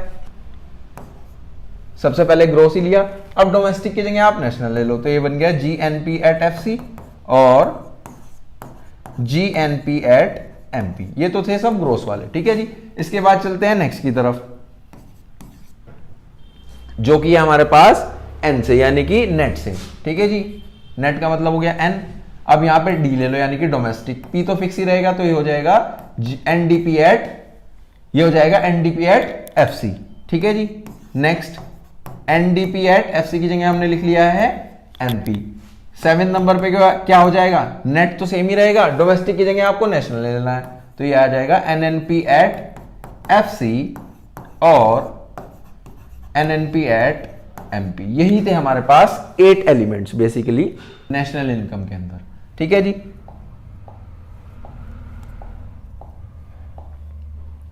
जिसमें 2 बहुत इंपॉर्टेंट है। एक तो ये एनएनपी एट एफसी, इसको हम बोलते हैं नेशनल इनकम। क्या बोलते हैं? National income. ये आपको पता होना चाहिए कि नेशनल इनकम का मतलब क्या होता है? NNP at FC. एक NDP at FC, NDP at FC, इसको हम बोलते हैं डोमेस्टिक इनकम। क्या बोलते हैं? डोमेस्टिक इनकम, ठीक है जी। सबसे पहली चीज आपको समझ में आ गया कि किस तरीके से हमारे सारे एग्रीगेट्स होते हैं। अब इसमें भी आपको कुछ चीजें समझनी होंगी, वो क्या है? देखो समझते हैं। सबसे पहले हमारे पास आ जाता है ग्रोस। क्या हो जाता है? ग्रोस। और एक होता है नेट। ग्रोस का मतलब क्या होता है? ग्रोस वैल्यू वो वैल्यू होती है हमारे पास बेसिकली अगर आपने कोई भी चीज परचेज करी है, लेट सपोज आपने 1 लाख रुपए की कोई चीज परचेज करी है, लेकिन with passage of time, with normal wear and tear आप उसका यूज करोगे, तो जब वो बिकेगी उतनी वैल्यू की नहीं बिकेगी, उस पर कुछ ना कुछ वैल्यू माइनस होकर वो बिकेगी। उस वैल्यू को हम क्या बोलते हैं? डेप्रिसिएशन बोलते हैं, जो माइनस होता है। सिमिलरली कि अगर आपको ग्रोस पे आपने कोई चीज खरीदी यानी कि उसकी ग्रोस वैल्यू थी 1 लाख, ठीक है जी। कुछ समय बाद जब आप उसको बेचने गए तो वो बिकी है हमारे पास 80,000 की बिकी है, तो 20,000 कहां गए? वो 20,000 थे हमारे पास डेप्रीसिएशन, वो डेप्रीसिएशन माइनस हो गया उसमें से, ठीक है ना, 20,000 का डेप्रीसिएशन माइनस हो गया। तो कहने का मतलब यह है कि ग्रोस वैल्यू से अगर आपको नेट वैल्यू पे जाना होता है तो उसमें से डेप्रीसिएशन को हम माइनस कर देते हैं। अगर आपके पास नेट वैल्यू है और आपको पता करना है कि उसकी ग्रोस वैल्यू कितनी थी, तो उसमें डेप्रीसिएशन ऐड कर दो, तो इधर से आ गया हमारे पास प्लस डेप्रीसिएशन 20,000। समझ में आया? पहली चीज कि अगर ग्रोस से नेट जाना है तो माइनस डेप्रीसिएशन, नेट से ग्रोस जाना है तो प्लस डेप्रीसिएशन। ये थी पहली चीज। इसमें दूसरी चीज क्या आती है? डोमेस्टिक और नेशनल। डोमेस्टिक का मतलब क्या होता है? देखो, जितनी भी हमारी डोमेस्टिक लेवल पे प्रोडक्शन होगी उसका मतलब होता है कि इंडिया में कितनी प्रोडक्शन हुई है, उसको हम क्या बोलेंगे? Domestic production. डोमेस्टिक प्रोडक्शन का मतलब क्या होता है कि विद इन इंडिया के अंदर मैंने कितना सामान प्रोडक्शन करा है, वही हमारे पास क्या होगा? Domestic production. अगर मैं उसमें से बाहर का भी कुछ ऐड कर दूंगा तो वो क्या बन जाएगा? टोटल प्रोडक्शन, यानी कि नेशनल प्रोडक्शन। सिमिलरली इनकम की हम बात करें, अगर मैंने अपने देश के अंदर प्रोडक्शन करने के बाद कुछ इनकम कमाई है तो उसको क्या बोलेंगे? Domestic income. अगर मैं उसमें से बाहर वाली इनकम भी जोड़ दूंगा, ऐड कर दूंगा, तो उसको हम क्या बोल देंगे? National income. अगर देश में जो कमाया है प्रोडक्शन करने के बाद वो डोमेस्टिक इनकम है, बाहर से जो इनकम आ रही है उसको हम क्या बोलते हैं? Net factor income from abroad. क्या बोलते हैं? Net factor income from abroad. ठीक है जी। अगर नेशनल से वापस डोमेस्टिक पे जाना है कि जितनी भी टोटल हमारी इनकम थी उसमें से सिर्फ और सिर्फ देश की इनकम निकालनी है कि जितनी देश में प्रोडक्शन हुई है वो वाली इनकम, तो जो बाहर वाली इनकम है उसको आप माइनस कर दो, इसको माइनस कर दो। Net factor income from abroad. ठीक है जी। कई बार इसकी वैल्यू हमें पता नहीं होती, तो इसकी वैल्यू निकालने का भी एक सिंपल सा फॉर्मूला है। वो फॉर्मूला क्या होता है? इसको हम शॉर्ट में बोल देते हैं NFI। ठीक है जी। इसका फॉर्मूला होगा factor income from abroad minus factor income paid to abroad. अगर इसकी शॉर्ट फॉर्म एक यहां से बनाना चाहे तो बन जाती है फीफा माइनस फीटा। क्लियर है जी। NFI की जो हमारे पास फॉर्मूला बन जाता है वो क्या बन जाता है? FIFA minus FITA. जो हमारे पास इनकम आई है और जो हमने पे करी है उनका हमें डिफरेंस करना होगा, वही हमारे पास क्या कहलाता है? फीफा माइनस फीटा कहलाता है। ये थी दूसरी चीज। तीसरे नंबर की चीज जो आपको याद रखनी है वो क्या है?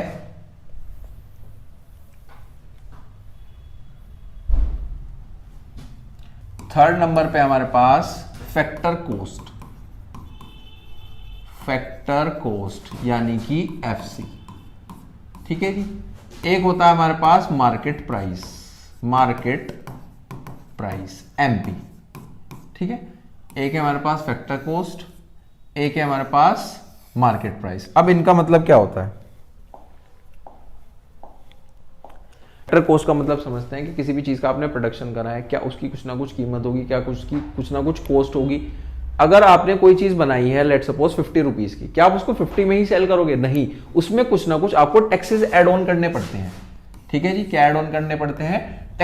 टैक्सेस ऐड ऑन करने पड़ते हैं। उस टैक्स को ऐड करने के बाद जिस प्राइस पे वो बिक रही है, जिस भी कीमत पे वो बिक रही है, उसको हम क्या बोलते हैं? Market price. बिफोर टैक्स वो क्या कहलाती है हमारे पास? Factor cost. के अभी वो हमारे पास सिर्फ और सिर्फ प्रोडक्शन की कीमत है। समझ में आ गई? यहां पर उसको आप प्लस करोगे तो वो होगा NIT के फॉर्म में। NIT की फुल फॉर्म होती है नेट इनडायरेक्ट टैक्सेस। क्या होती है? Net indirect taxes. यहाँ पे मेनली जो टैक्स ऐड होता है वो GST के फॉर्म में होता है ना, कि अगर आप कुछ भी खरीदते हो क्या उसमें GST ऐड होता है? बिल्कुल ऐड होता है ना। अगर आपको वापस से ओरिजिनल कॉस्ट पे जाना है कि कितनी ही हमारे पास कीमत थी जिस पे आपका सामान बना है, उसमें आपको टैक्स जो है माइनस करना पड़ेगा, यानी कि NIT माइनस हो जाएगी। NIT कई बार क्वेश्चन में गिवन भी नहीं होती है, तो उसका एक सिंपल सा फॉर्मूला है IT माइनस सब्सिडीज। क्लियर है जी। IT minus subsidies. IT का मतलब है इनडायरेक्ट टैक्स। ठीक है। एक आप सिंपल नोट भी लिख सकते हो कि ऊपर जो हमने पढ़ा था ग्रोस से नेट, नेट से ग्रोस माइनस डेप्रीसिएशन। डेप्रीसिएशन कई बार डेप्रीसिएशन के नेम से क्वेश्चन में गिवन नहीं होता, किसी और नेम से गिवन होता है। नेम क्या होता है उसका? Consumption of fixed capital. किस नेम से होता है? कंजम्पशन ऑफ फिक्स्ड कैपिटल के नेम से होता है, या करंट रिप्लेसमेंट कॉस्ट, या करंट रिप्लेसमेंट कॉस्ट। नाम तो इसके काफी सारे हैं वैसे और भी, लेकिन जो दो इंपॉर्टेंट नेम है जिनके नेम से आ जाता है एग्जाम के अंदर वो यही है। ठीक है, आप इसको अच्छे से नोट डाउन भी कर सकते हो।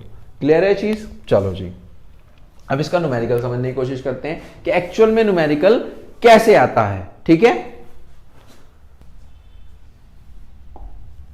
देखो ये हमारे पास क्वेश्चन गिवन है। बेसिकली आपको इसी तरीके से एग्जाम में क्वेश्चन गिवन होगा, calculate the value of GNP at MP. सबसे पहली चीज ये लिखी है कि जीएनपी एट एमपी निकालना है। कुछ चीजें आपके पास गिवन है, उनकी मदद से आपको जीएनपी एट एमपी निकालना है। क्या क्या गिवन है? एनडीपी एट एफसी गिवन है, net factor income from abroad given है, consumption of fix capital given है, आईटी गिवन है, सब्सिडीज गिवन है। चलो जी, कैसे निकालते हैं? देखो सॉल्यूशन कैसे होगा इसका, बहुत सिंपल है।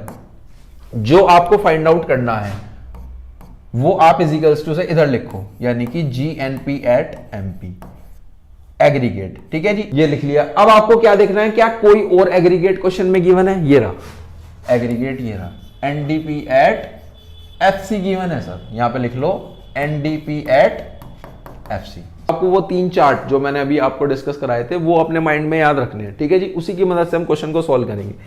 जैसे कि मैंने आपको बताया था कि हमें नेट वैल्यू से ग्रोस वैल्यू की तरफ जाना है, तो हमें क्या करना होगा? देखो यहां से रिवाइज करते हैं, नेट से ग्रोस जाना है तो क्या करना पड़ेगा?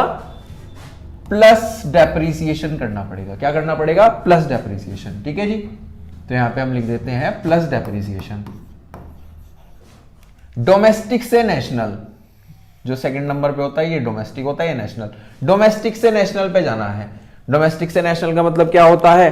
Plus net factor income from abroad. ठीक है जी, plus net factor income from abroad, ये आपको प्लस करनी है। ठीक है जी, समझ में आ गया? लास्ट एफसी से एमपी की तरफ चलना है। एफसी से एमपी का मतलब क्या होता है?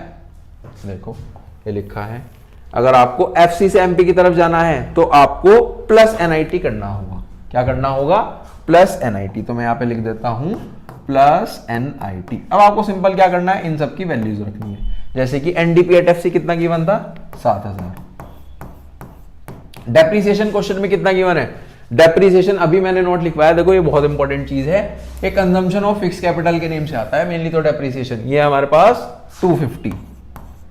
एनएफआईए की वैल्यू गिवन है ये रही। अगर नहीं भी गिवन होती तो हम फीफा माइनस फीटा करके निकाल सकते थे। ये है हमारे पास 200। एनआईटी नेट इनडायरेक्ट टैक्स क्या गिवन है सर? नेट इनडायरेक्ट टैक्स नहीं गिवन है, लेकिन आईटी और सब्सिडीज गिवन है। तो आप यहां पर निकाल के भी देख सकते हो। एनआईटी का फॉर्मूला होता है आईटी माइनस सब्सिडीज। आईटी है हमारे पास 200, सब्सिडीज है हमारे पास 50, तो ये आ गया 150। आप यहां पे भी करके दिखा सकते हो, ब्रैकेट में करके भी दिखा सकते हो कि 200 माइनस 50, तो हमारे पास 150 आ गया। ठीक है जी, अब आपको सिंपल इसको प्लस करना है, वही हमारा आंसर होगा। जैसे कि हमारा हो जाएगा, ये टोटल हो जाएगा 7250 प्लस 350। इसको टोटल करेंगे तो आ जाएगा 7600। यही हमारे पास क्या आया है? GNP at MP. क्या आया है? GNP at MP. क्लियर है चीज? चलो जी, आप इसका स्क्रीनशॉट भी ले सकते हो। चलो जी, नेक्स्ट क्वेश्चन की तरफ चलते हैं। नेक्स्ट क्वेश्चन ये रहा हमारे पास।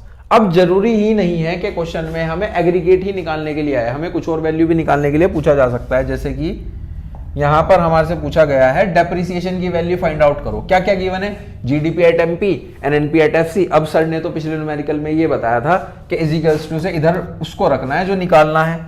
नहीं, ऐसा नहीं है। आप इजिकल्स टू के उधर, इस केस में इजिकल्स टू के एलएचएस वाली साइड में, इस केस में आप दो अगर एग्रीगेट गिवन है तो किसी भी एग्रीगेट को रख सकते हो। हम रख लेते हैं एनएनपी एट एफसी को रख लेते हैं, इधर रख लेते हैं हम जीडीपी एट एमपी। क्लियर है जी? इस तरीके से भी आप सॉल्व कर सकते हो।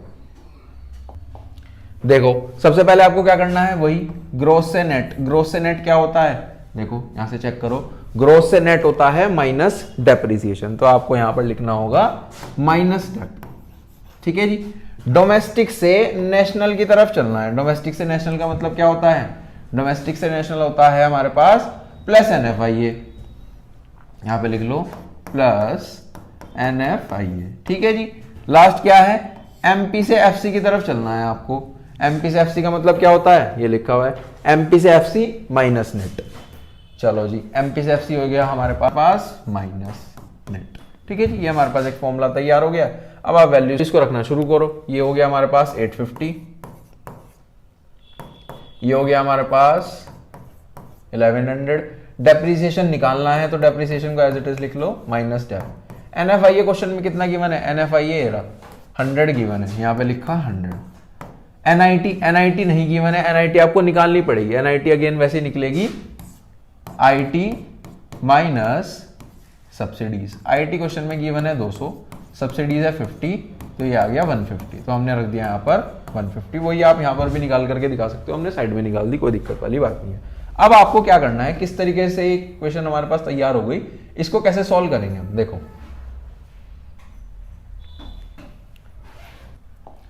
देखो हमेशा अगर इस तरीके से हो, इजिकल्स टू हो, इधर प्लस है और इसे इधर ले जाना है तो इधर जाके माइनस बन जाता है, इधर माइनस है तो ये इधर जाके क्या बन जाएगा? प्लस बन जाएगा। ये तो आपको पता ही होगी, नॉर्मल सी चीज है। डेप्रिसिएशन को आप इधर ले जाओ तो ये बन गया प्लस का डेप्रिसिएशन। ये एज इट इज लिखा रहने दो, प्लस 100 माइनस 150, और ये इधर ले जाओ, इधर ले जाके ये हो जाएगा माइनस का 850। अब इसको सॉल्व करो तो यहां से डेप्रिसिएशन आ जाएगा हमारे पास 1200 माइनस 1000, तो डेप्रिसिएशन की वैल्यू आ गई है हमारे पास 200। क्या इतनी चीज क्लियर है? यही था हमारे पास बेसिकली क्वेश्चन। आप इसमें लिख भी सकते हो रुपीस करोड़, जिस तरीके भी क्वेश्चन में गिवन होगा। करोड़ में है तो करोड़ में लिख देना, लैक्स में है तो लैक्स में लिख देना। यही था हमारे पास बेसिक कॉन्सेप्ट्स नेशनल इनकम के न्यूमेरिकल से रिलेटेड। अगर आपने यहीं से अपना बेस स्ट्रॉन्ग कर लिया है तो तभी आपके इसके एडवांस लेवल के क्वेश्चन सॉल्व हो सकते हैं, जो कि हम नेक्स्ट वीडियो में डिस्कस करेंगे। हेलो दोस्तों, मेरा नाम है अर्जुन, स्वागत है आपका मेरे यूट्यूब चैनल पे। गाइस, आज की वीडियो में हम बात करने वाले हैं नेशनल इनकम के न्यूमेरिकल्स के बारे में। देखो, ये जो टॉपिक है ये काफ़ी ज़्यादा इंपॉर्टेंट रहता है एग्जाम के पॉइंट ऑफ व्यू से, और इसकी जो बेसिक कॉन्सेप्चुअल वीडियो थी वो मैंने अपने चैनल पे जा करके अपलोड करी हुई है, आप उसको देख सकते हो, तभी आपको आगे के न्यूमेरिकल्स या आगे के कॉन्सेप्ट अच्छे से समझ में आएंगे। तो चलिए जल्दी से वीडियो को शुरू करते हैं।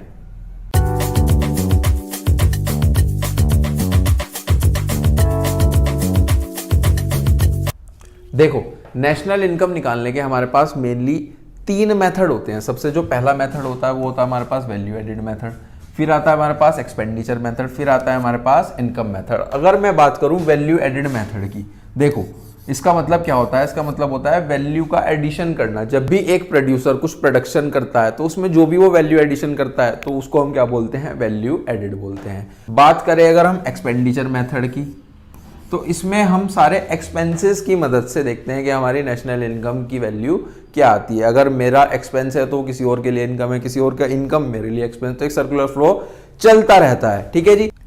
बात करें हम इनकम मेथड की, तो जितना भी हमारे पास प्रोडक्शन होता है, प्रोडक्शन से होने वाली इनकम, कैसी इनकम?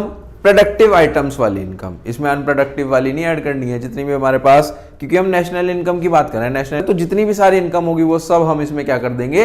एड ऑन कर देंगे प्रोडक्टिव वाली। ठीक है जी, ये चीज क्लियर है। अब एक एक करके इसको समझते हैं कि इसमें आगे क्या फर्दर कंपोनेंट्स होते हैं। सबसे पहले हम बात करेंगे इनकम मेथड की, समझेंगे। सबसे पहले हम बात करेंगे इनकम मेथड की। देखो, इनकम मेथड में बेसिकली हम एनडीपी एट एफसी निकालते हैं, एक एग्रीगेट निकालते हैं जिसको हम क्या बोलते हैं? NDP at FC. इसमें 5 चीजें होती हैं।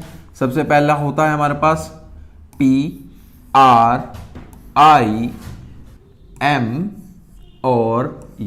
ठीक है जी, ये एक शॉर्ट फॉर्म है। इसका जो फॉर्मूला है उसको याद करने की, PRIME। ठीक है जी, एग्जाम में नहीं लिख के आनी है, ये आप समझने के पॉइंट ऑफ व्यू से है। P से क्या होता है? P से होता है हमारे पास प्रॉफिट। क्या होता है? प्रॉफिट। R से होता है रेंट एंड रॉयल्टी। I से होता है हमारे पास इंटरेस्ट। M से होता है हमारे पास mixed income of self employed, और E से होता है हमारे पास कंपनसेशन ऑफ एम्प्लॉयज। ये चीज क्लियर है? 5 चीज है, prime, PRIME, profit, rent and royalty, interest, mixed income और कंपनसेशन ऑफ एम्प्लॉयज। अब इनको भी एक एक करके समझते हैं।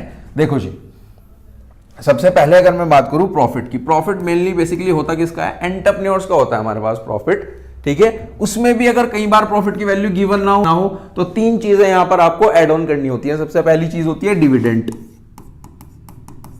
शेयर होल्डर्स को जो आपको पैसा देना होता है उसको डिविडेंड बोलते हैं। इसके बाद आता है रिटेन्ड अर्निंग्स। रिटेन्ड अर्निंग्स का जो दूसरा नाम होता है वो होता है अनडिस्ट्रीब्यूटेड प्रॉफिट।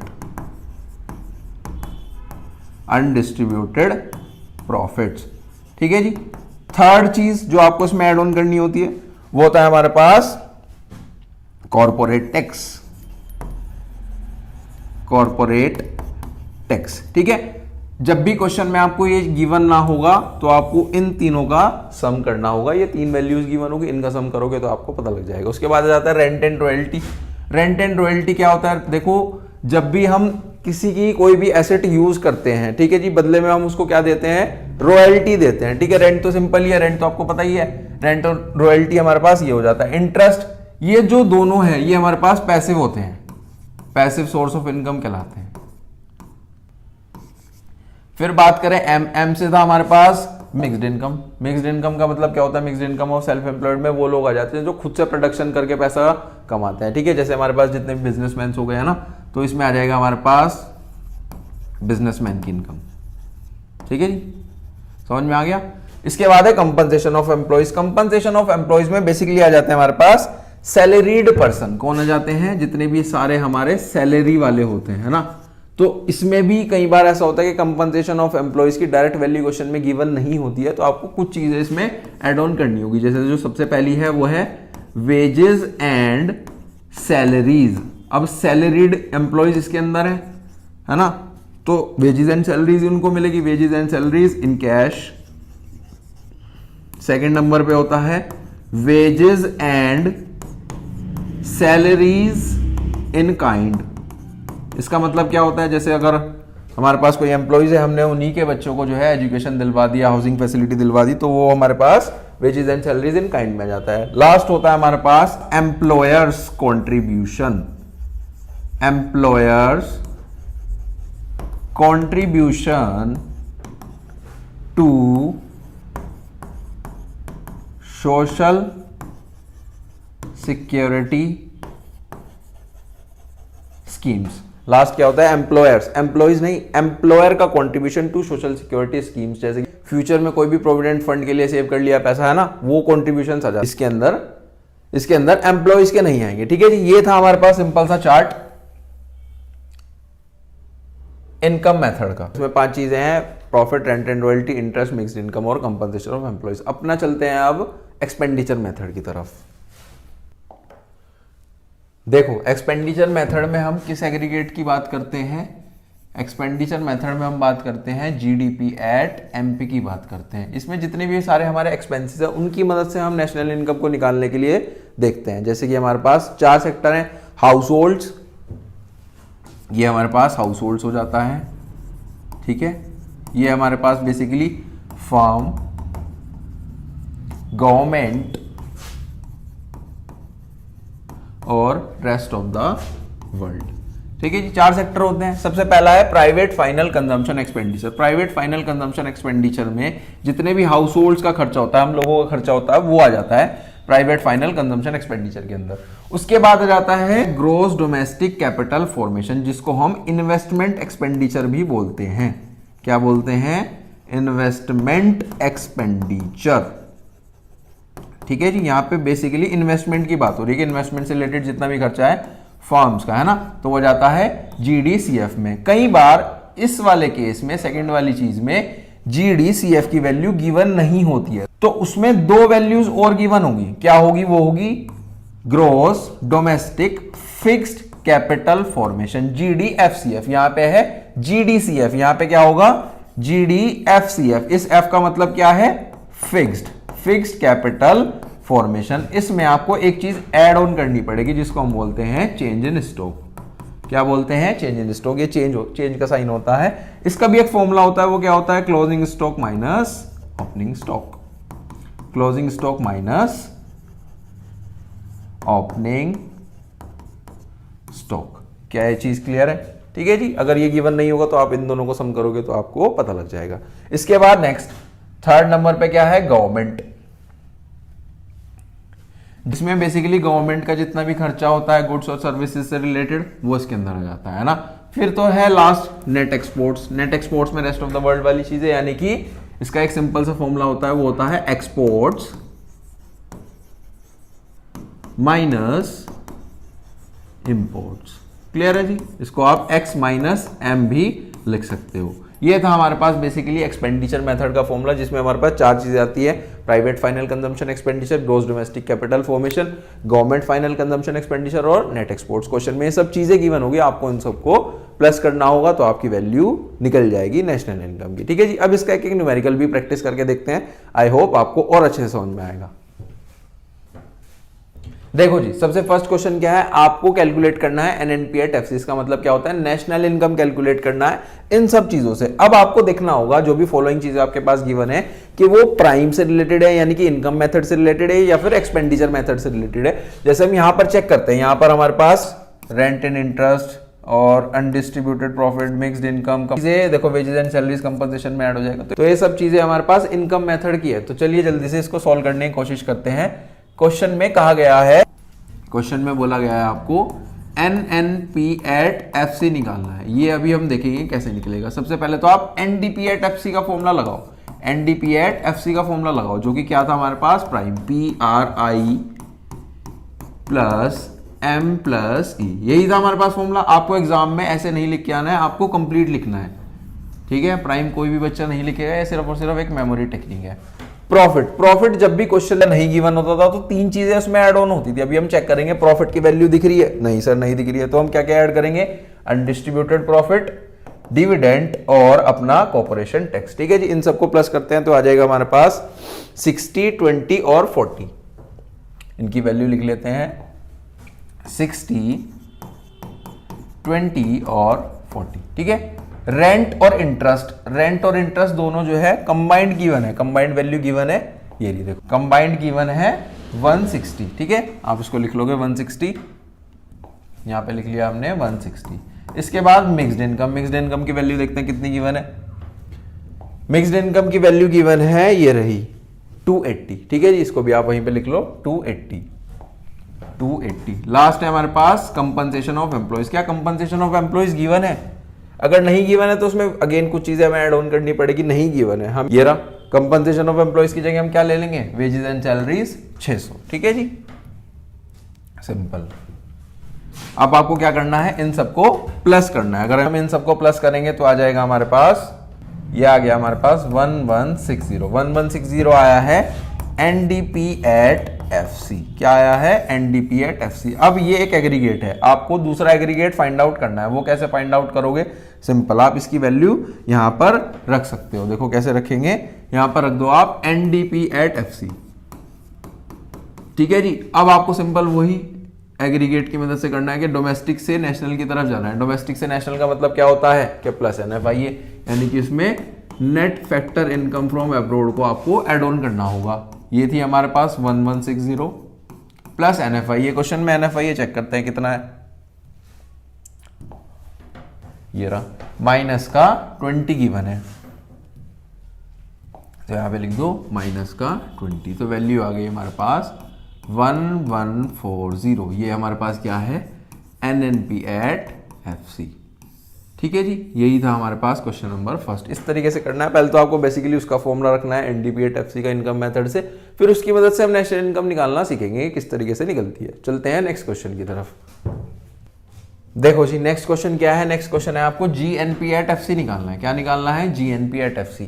अब यहाँ पर क्या क्या चीजें गिवन है, यहाँ पर गिवन है NDFCF, government final consumption expenditure, private final consumption expenditure. तो आपको पता लग रहा होगा देखने से कि ये सब चीजें तो एक्सपेंडिचर मेथड की है। तो सिंपल, सबसे पहले तो आप एक्सपेंडिचर मेथड का फॉर्मूला लगाओ। एक्सपेंडिचर मेथड का जो फॉर्मूला होता है वो क्या होता है, वो होता है GDP@MP is equals to private final consumption expenditure plus gross domestic capital formation plus government final consumption expenditure plus net exports, यही होता था हमारे पास फॉर्मूला। अब एक एक करके आपको वैल्यू रखनी है। सबसे पहले तो private final consumption expenditure check करते हैं कितना है। ये रहा जी प्राइवेट फाइनल कंजम्पशन एक्सपेंडिचर 1500, लिख दो जी 1500 फटाफट से, ये आ गया हमारे पास 1500, ठीक है जी। इसके बाद ग्रॉस डोमेस्टिक कैपिटल फॉर्मेशन की वैल्यू चाहिए, क्या है क्वेश्चन में गिवन है, चेक करते हैं जी। नहीं, net domestic capital formation given है। अगर आपके पास नेट गिवन है और आपको ग्रोस निकालना है तो उसमें क्या करना पड़ेगा, सबसे पहले तो डेप्रिसिएशन को ऐड करना पड़ेगा। डेप्रिसिएशन कितना है, डेप्रिसिएशन ये रहा, दूसरे नाम से है कंजम्पशन ऑफ फिक्स कैपिटल, 50 का डेप्रिसिएशन है, प्लस चेंज इन स्टॉक भी उसमें ऐड ऑन करना होता है। चेंज इन स्टॉक हमारे पास यहां पर कहां है, वो आप निकालेंगे क्लोजिंग माइनस ओपनिंग की मदद से, ठीक है जी। सबसे पहले तो आप net domestic fix capital formation लिखो 350, ये है हमारे पास 350। अब इसमें आप सबसे पहले डेप्रिसिएशन प्लस कर दो। डेप्रिसिएशन कितना है, डेप्रिसिएशन है हमारे पास 50, डेप्रिसिएशन है हमारे पास 50 प्लस चेंज इन स्टॉक। देखो चेंज इन स्टॉक कैसे निकलता है, चेंज इन स्टॉक निकलता है क्लोजिंग माइनस ओपनिंग स्टॉक से, क्लोजिंग माइनस ओपनिंग स्टॉक से, ठीक है जी। क्लोजिंग क्वेश्चन में गिवन है 100, चेक करते हैं एक बारी।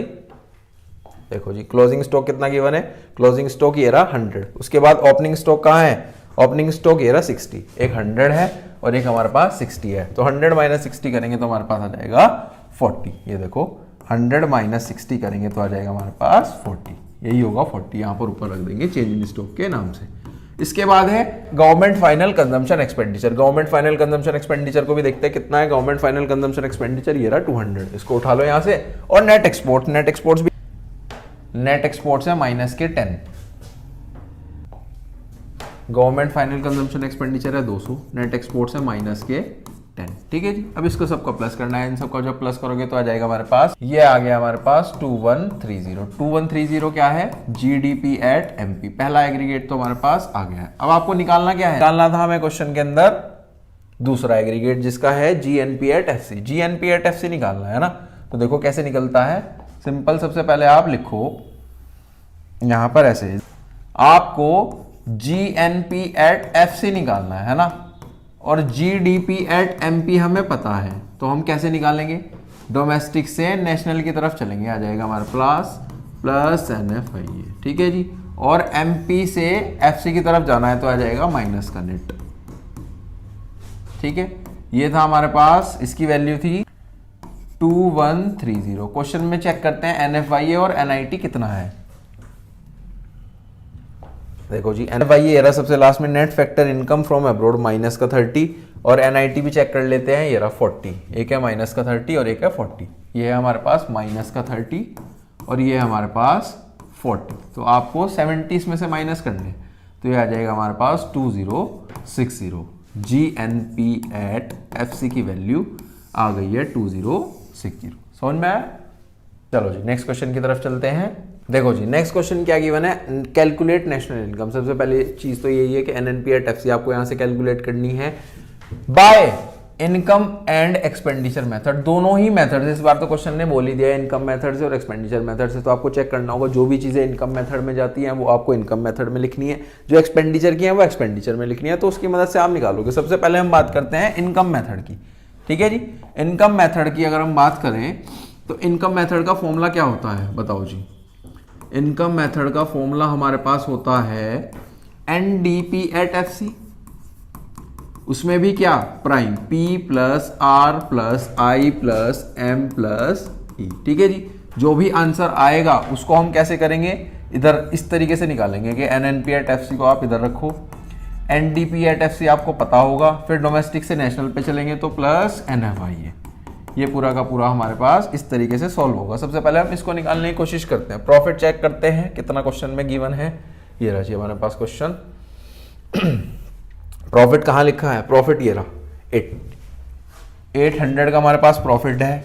रेंट क्वेश्चन में गिवन है 400, 800 प्लस 400 लिख लेते हैं इसको, 800 प्लस 400। इसके बाद चेक करते हैं इंटरेस्ट और मिक्स्ड इनकम कितनी है। इंटरेस्ट ये रहा हमारे पास, इंटरेस्ट है हमारे पास 620 और मिक्स्ड इनकम क्वेश्चन में गिवन है 700, ठीक है जी, 620 और 700 लिख लेते हैं, 620 प्लस 700। और कंपनसेशन ऑफ एम्प्लॉयज देखते हैं क्वेश्चन में कितना गिवन है। ये कंपनसेशन ऑफ एम्प्लॉयज है 1200, ठीक है। इन सबको आपको क्या करना है, प्लस करना है। प्लस करोगे तो आ जाएगा हमारे पास NDP एट FC, ठीक है, 3720, ठीक है जी। अब आपको यहां पर रखना है इसको 3720 को, और इसमें NFIA ऐड ऑन कर देना है। NFIA क्वेश्चन में कितनी वैल्यू गिवन है, NFIA क्वेश्चन में वैल्यू है net factor income from abroad minus का 20, ठीक है जी। माइनस का 20 वहां पर ले जाकर आपको प्लस करना है, यहां पर लिखेंगे, ये हो जाएगा माइनस का 20। तो वैल्यू आ गई हमारे पास, वैल्यू आ गई है हमारे पास 3700। ये है हमारे पास NNP at FC by income method, ठीक है जी। इसके बाद आपको एक्सपेंडिचर से भी निकाल करके दिखाना है, ठीक है जी। इसका स्क्रीनशॉट ले सकते हो आप, इस तरीके से है। आगे चलते हैं अपने एक्सपेंडिचर मेथड की तरफ। एक्सपेंडिचर मेथड क्या कहता है, एक्सपेंडिचर मेथड कहता है हमारे पास कि सबसे पहले आप निकालो GDP at MP। GDP at MP का फॉर्मूला क्या होता था, private final consumption expenditure plus gross domestic capital formation plus government final consumption expenditure plus net exports. ये इसका बेसिकली फॉर्मूला होता है। सबसे पहले तो आपको वैल्यूज उठानी है वहां से। देखो जी, प्राइवेट फाइनल कंजम्पशन एक्सपेंडिचर ये रहा 2000, और क्या गिवन है क्वेश्चन में, क्वेश्चन में क्या हमारे पास gross domestic capital formation given है, नहीं, net domestic capital formation given है। तो आपको इसमें डेप्रिसिएशन ऐड ऑन करना पड़ेगा। सबसे पहले आप लिखो प्राइवेट फाइनल कंजम्पशन एक्सपेंडिचर 2000,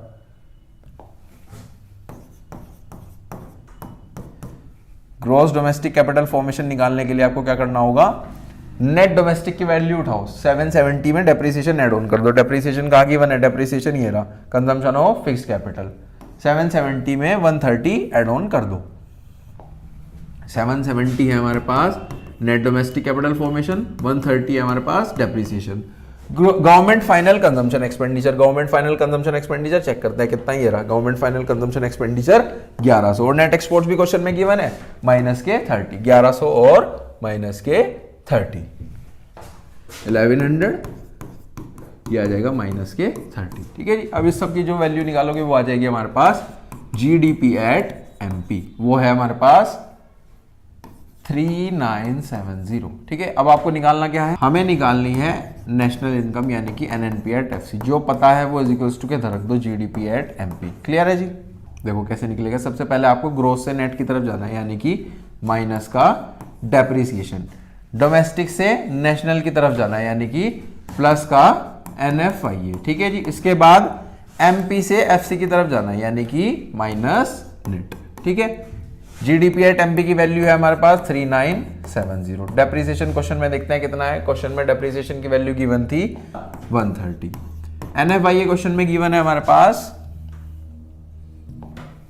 ये रहा NFIA क्वेश्चन में गिवन है माइनस का 20, और नेट हमारे पास गिवन है 120, माइनस का 20 और 120, तो ये भी माइनस का 120 है क्योंकि यहाँ पे माइनस का साइन है। जो सबको प्लस करोगे तो आ जाएगा हमारे पास NNP एट FC। क्या आ जाएगा, NNP एट FC, ये आ रहा है हमारे पास, ये आ गया हमारे पास 3700, ठीक है। और इसमें ये चीज आपको बड़े ध्यान से समझनी है कि नेशनल इनकम निकालने के लिए अगर आ गया इस तरीके का सवाल आ गया आपके पास कि इनकम मेथड से भी निकालो एक्सपेंडिचर मेथड से भी निकालो, तो दोनों से ही नेशनल इनकम की वैल्यू आपकी सेम आएगी, ठीक है जी। हेलो दोस्तों, मेरा नाम है अर्जुन, स्वागत है आपका मेरे YouTube चैनल पे। गाइज आज की वीडियो में हम बेसिकली बात करने वाले हैं calculation of a national income के टॉपिक के बारे में। उसमें भी आज हम वैल्यू एडेड मेथड को समझेंगे। इससे पहले मैंने कैलकुलेशन ऑफ नेशनल इनकम में बाय इनकम मेथड और एक्सपेंडिचर मेथड की वीडियो अपलोड करी है अपने चैनल पे, आप जाकर के उसको देख सकते हो। तो चलिए जल्दी से वीडियो को शुरू करते हैं।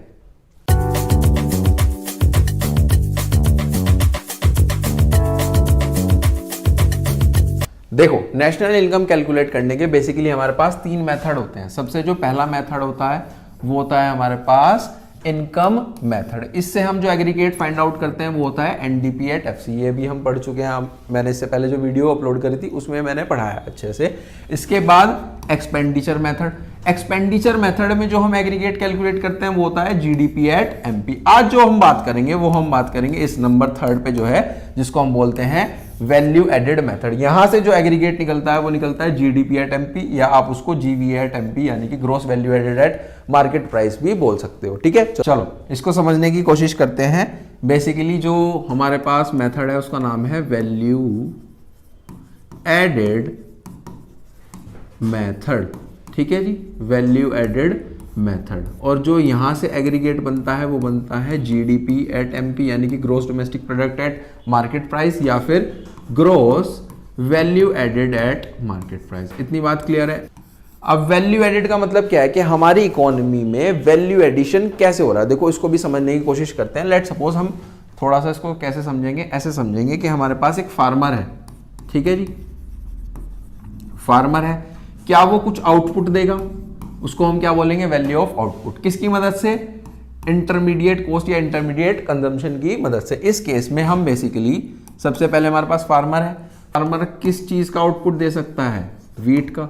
ठीक है जी, हमारे किसान ने वीट का आउटपुट दिया है 400 रुपीज। मैं यहाँ पे एग्जांपल लेकर के चल रहा हूं कि उसने 400 रुपीज का आउटपुट दिया है, किसकी मदद से, जीरो इंटरमीडिएट कॉस्ट की मदद से हुआ है। ठीक है, ये हम केस लेकर के चल रहे हैं। इसके बाद क्या हुआ है, इसके बाद अब ये वीट कहां जाएगा, ये वीट जाएगा सर हमारे पास मिलर के पास, यानी कि सेकंड नंबर पे। मिलर ने ये वीट खरीद लिया 400 रुपए का फार्मर से। अब वो क्या कुछ ना कुछ आउटपुट प्रोड्यूस करेगा। क्या आउटपुट प्रोड्यूस करेगा, मिलर बना करके देगा हमें फ्लोर, यानी कि उसने आटा बना करके दे दिया। ठीक है जी, फ्लोर कितने का बनाया, उसने बनाया 800 रुपए का फ्लोर बना दिया। इतनी चीज क्लियर है। अब इसके बाद जो 3rd नंबर पे आएगा वो कौन होगा, वो होगा हमारे पास सर बेकर।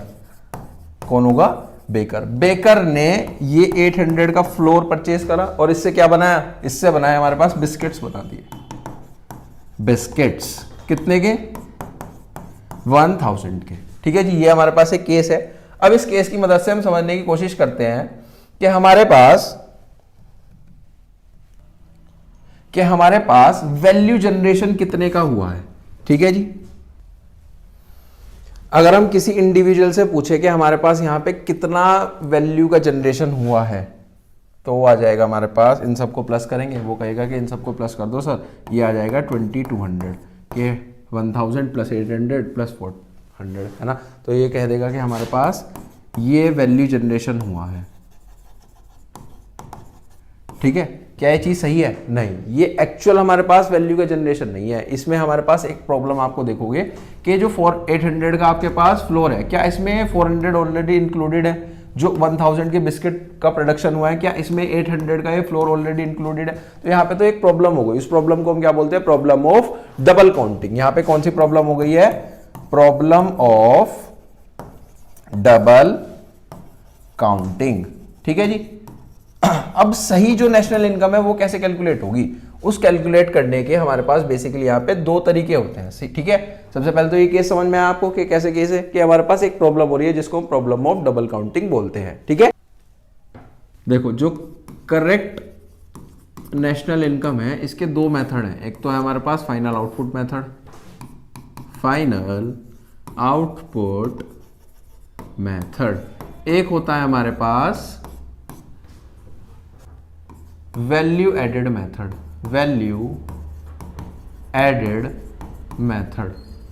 देखो जो फाइनल आउटपुट मेथड है ये क्या कहता है, ये कहता है हमारे पास कि जो ये लास्ट हमारे पास फाइनल आया था ना, फाइनल आउटपुट, ये आप ले लो, यही हमारे पास क्या कहलाएगा, नेशनल इनकम कहलाएगा। ठीक है जी, यही हम ले लेते हैं, यही ले लेते हैं हमारे पास 1000, ये हमारे पास क्या हो गया है, नेशनल इनकम हो गया। ठीक है जी, और value added method, value added method क्या कहता है, वैल्यू एडेड मेथड कहता है कि हमारे पास ये होता है, हमारे पास जितने का आपने सामान खरीदा और उसमें वैल्यू जनरेशन कितनी हुई उसको आप देखना है। यहाँ पे देखो जैसे हमने, हमारा जो फार्मर था, फार्मर ने सबसे पहले तो 0 का सामान खरीदा और उसमें वैल्यू एडिशन कितने का करा, 400 का। उसके बाद वो सामान कहाँ गया, वो सामान गया मिलर के पास, उसने 400 का सामान खरीदा, वैल्यू एडिशन करके हुआ 800, तो कितना हो गया हमारे पास, 400 हो गया। ठीक है, फिर उसके बाद वो बेकरी वाले ने खरीदा, बेकरी वाले ने 800 का खरीदा और 1000 का उसका आउटपुट है, तो हमारे पास वैल्यू जनरेशन कितना हुआ 200। आप इन सबको प्लस कर दो, यानी कि ये आ गया 1000। ठीक है जी, ये हमारे पास करेक्ट नेशनल इनकम कहलाती है। ठीक है, इतनी बात क्लियर। तो ये हमारे पास एक्चुअल नेशनल इनकम कहलाती है ना। आप चाहे आप इसको ऐसे भी निकाल सकते हो, चाहे आप इसको ऐसे भी निकाल सकते हो। अब हमारे पास समझो जो जीडीपी एट एमपी है, जीडीपी एट एमपी या फिर जीवीए एट एमपी, इसका कुछ बेसिकली फॉर्मूला भी होता होगा। तो यहां से फॉर्मूला क्या हुआ है, वैल्यू ऑफ आउटपुट में से आपको इंटरमीडिएट कंजम्पशन जो है वो माइनस करनी है। क्या माइनस करनी है, वैल्यू ऑफ आउटपुट में से इंटरमीडिएट कंजम्पशन माइनस करनी है। कई बार ये वैल्यू ऑफ आउटपुट आपको क्वेश्चन में गिवन नहीं होती है, तो वैल्यू ऑफ आउटपुट का भी एक फॉर्मूला होता है, वो होता है sales plus change in stock, sales plus change in stock. इतनी बात क्लियर है। चलो जी आगे चलते हैं। आगे हमारे पास कई बार क्वेश्चन में सेल्स भी गिवन नहीं होती है, तो सेल्स जब गिवन ना हो तो आपको दो चीजें प्लस करनी होंगी। सबसे पहले है डोमेस्टिक सेल्स, डोमेस्टिक सेल्स में आपको एक्सपोर्ट्स प्लस करने होते हैं। ठीक है, ये एक फॉर्मूला यहां से बना। इसके बाद चेंज इन स्टॉक का फॉर्मूला क्या होता है, चेंज इन स्टॉक का फॉर्मूला होता है हमारे पास बेसिकली, चेंज इन स्टॉक का हमारे पास फॉर्मूला होता है basically closing stock, closing stock minus opening stock, closing stock minus opening stock. ठीक है जी, समझ में आ गया।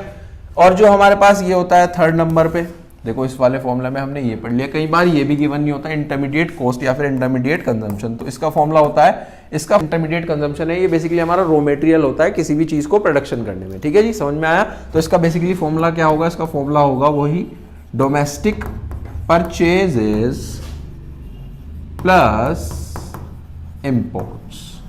ठीक है, ये आपको तीन फॉर्मूले यहां से समझने होंगे। सबसे पहला फॉर्मूला है जीडीपी एट एमपी का, जो कि है value of output minus intermediate consumption.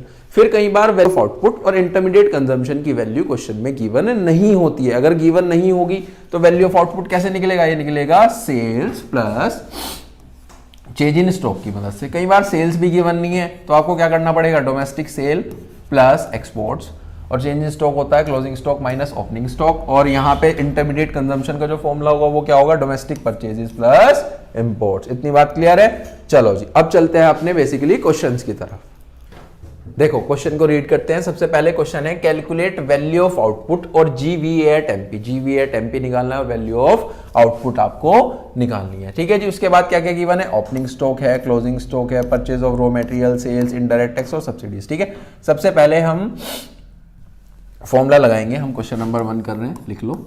GVA eight MP निकालना है। जीवीए एट एमपी का जो फॉर्मूला होगा वो होगा value of output minus intermediate consumption. ठीक है जी, ये हमारे पास फॉर्मूला होता है। अब इन दोनों की वैल्यू शायद हमें क्वेश्चन में गिवन नहीं है, अभी हमने देखा था, तो अलग अलग आप इसको कैलकुलेट करोगे। सबसे पहले तो वैल्यू ऑफ आउटपुट, इसका फॉर्मूला लिख लो। इसका फॉर्मूला अभी हमने पढ़ा है sales plus change in stock. ठीक है जी, ये भी कैसे निकलता है, ये निकलता है closing stock minus opening stock की मदद से। ठीक है, सबसे पहले तो आप इसी को निकालते हैं। देखते हैं क्वेश्चन में क्या सेल्स और चेंज इन स्टॉक गिवन है। देखो जी, सेल्स ये रहा 10,000। ठीक है, और चेंज इन स्टॉक निकलेगा क्लोजिंग माइनस ओपनिंग, यानी कि 800 माइनस 1000, तो ये आ गया माइनस के 200।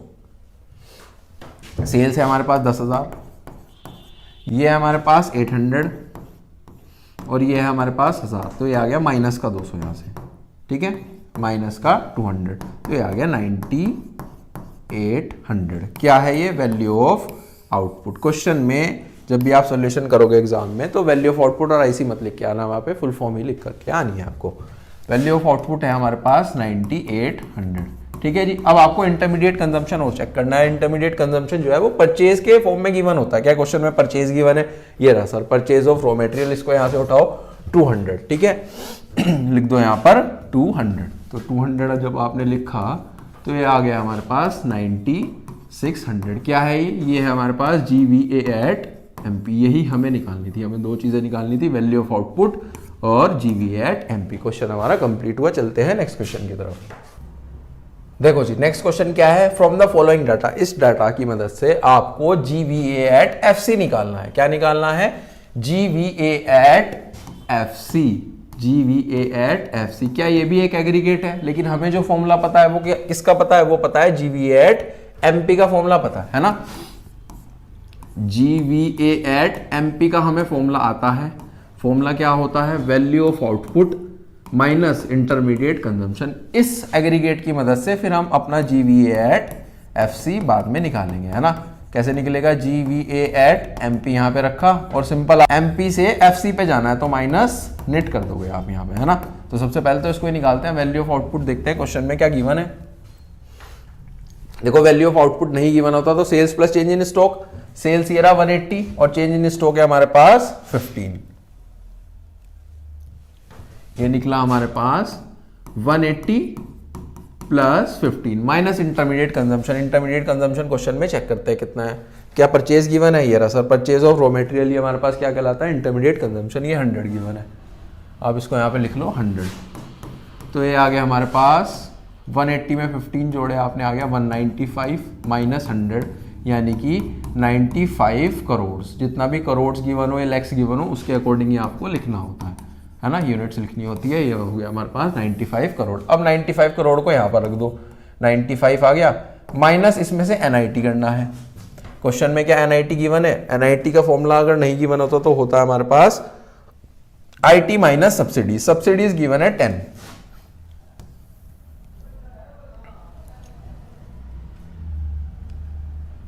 देखो ये होता है IT माइनस सब्सिडीज, तो ये 95 ब्रैकेट ओपन करा तो माइनस वाला प्लस हो जाएगा, है ना। तो ये आ गया 10 यानी कि 105 करोड़। GVA at FC। इतनी चीज क्लियर है? चलो जी समझ में आया। ये भी क्वेश्चन आपको अच्छे से समझ। क्वेश्चन में लैख गिवन है तो लैख लिख लेना, करोड़ गिवन है तो करोड़ से लिख लेना, ठीक है।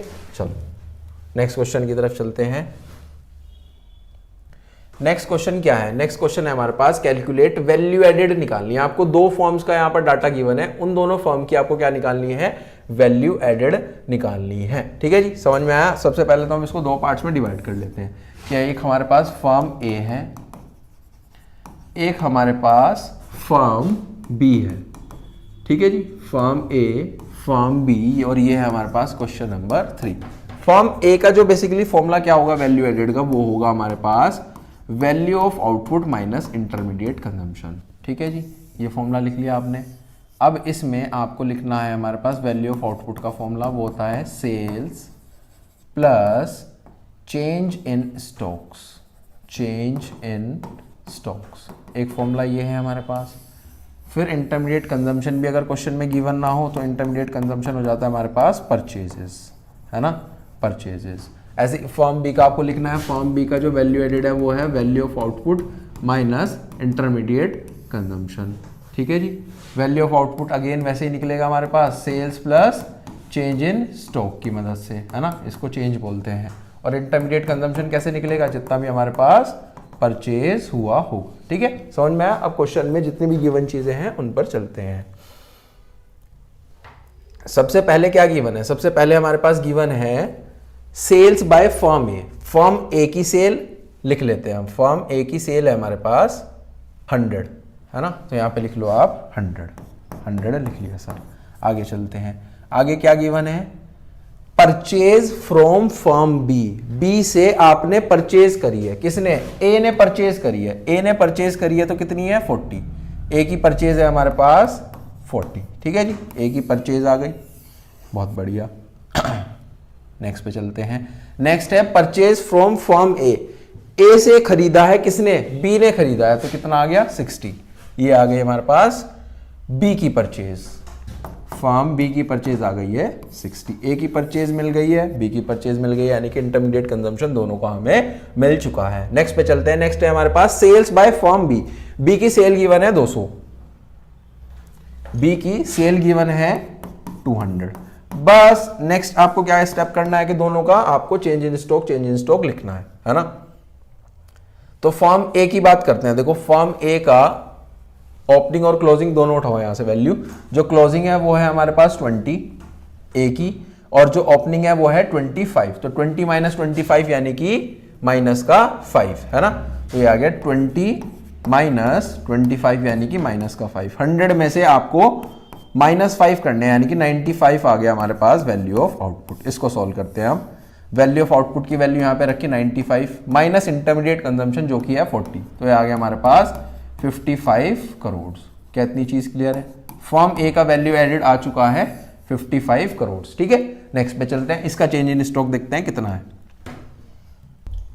बी का आप क्लोजिंग उठाओ। बी का क्लोजिंग है हमारे पास 35 और ओपनिंग है हमारे पास 45। 35 माइनस 45, सिंपल। यहां पे लिखो 35 माइनस 45 यानी कि माइनस का 10। 200 में से 10 गए तो हमारे पास 190 आ जाते हैं, 190। ये है हमारे पास वैल्यू ऑफ आउटपुट किसका? फर्म बी का। यहां पर रख दो 190 minus intermediate consumption. Intermediate consumption है हमारे पास 60, 190 में से 60 गए तो 130। ये आ गया हमारे पास वैल्यू एडेड फर्म बी का। ये है भी करोड़ में। ठीक है जी, सिंपल था, समझ में आया? बेसिकली ये मेन फॉर्मूला है, ये आपको याद होना चाहिए। उसके बाद वैल्यू ऑफ आउटपुट का याद होना चाहिए कि sales plus change in stock होता है और इंटरमीडिएट कंजम्पशन का कि वो परचेज होती है। ठीक है, रॉ मटेरियल की। तो बेसिकली यही थे हमारे पास नेशनल इनकम के न्यूमेरिकल्स, जिसमें हम नेशनल इनकम कैलकुलेट करते हैं। तीनों ही मेथड से मैंने आपको डिस्कस करा दिया है। इससे पहले वाली वीडियो में हमने इनकम मेथड और एक्सपेंडिचर मेथड को सीखा था। आई होप आपको बहुत अच्छे से समझ में आया होगा गाइस। अभी तक अगर आपने चैनल को सब्सक्राइब नहीं करा है, चैनल को सब्सक्राइब करें, वीडियोस को लाइक करें, शेयर करें, कमेंट करें। मिलते हैं नेक्स्ट वीडियो में। Till then, thank you.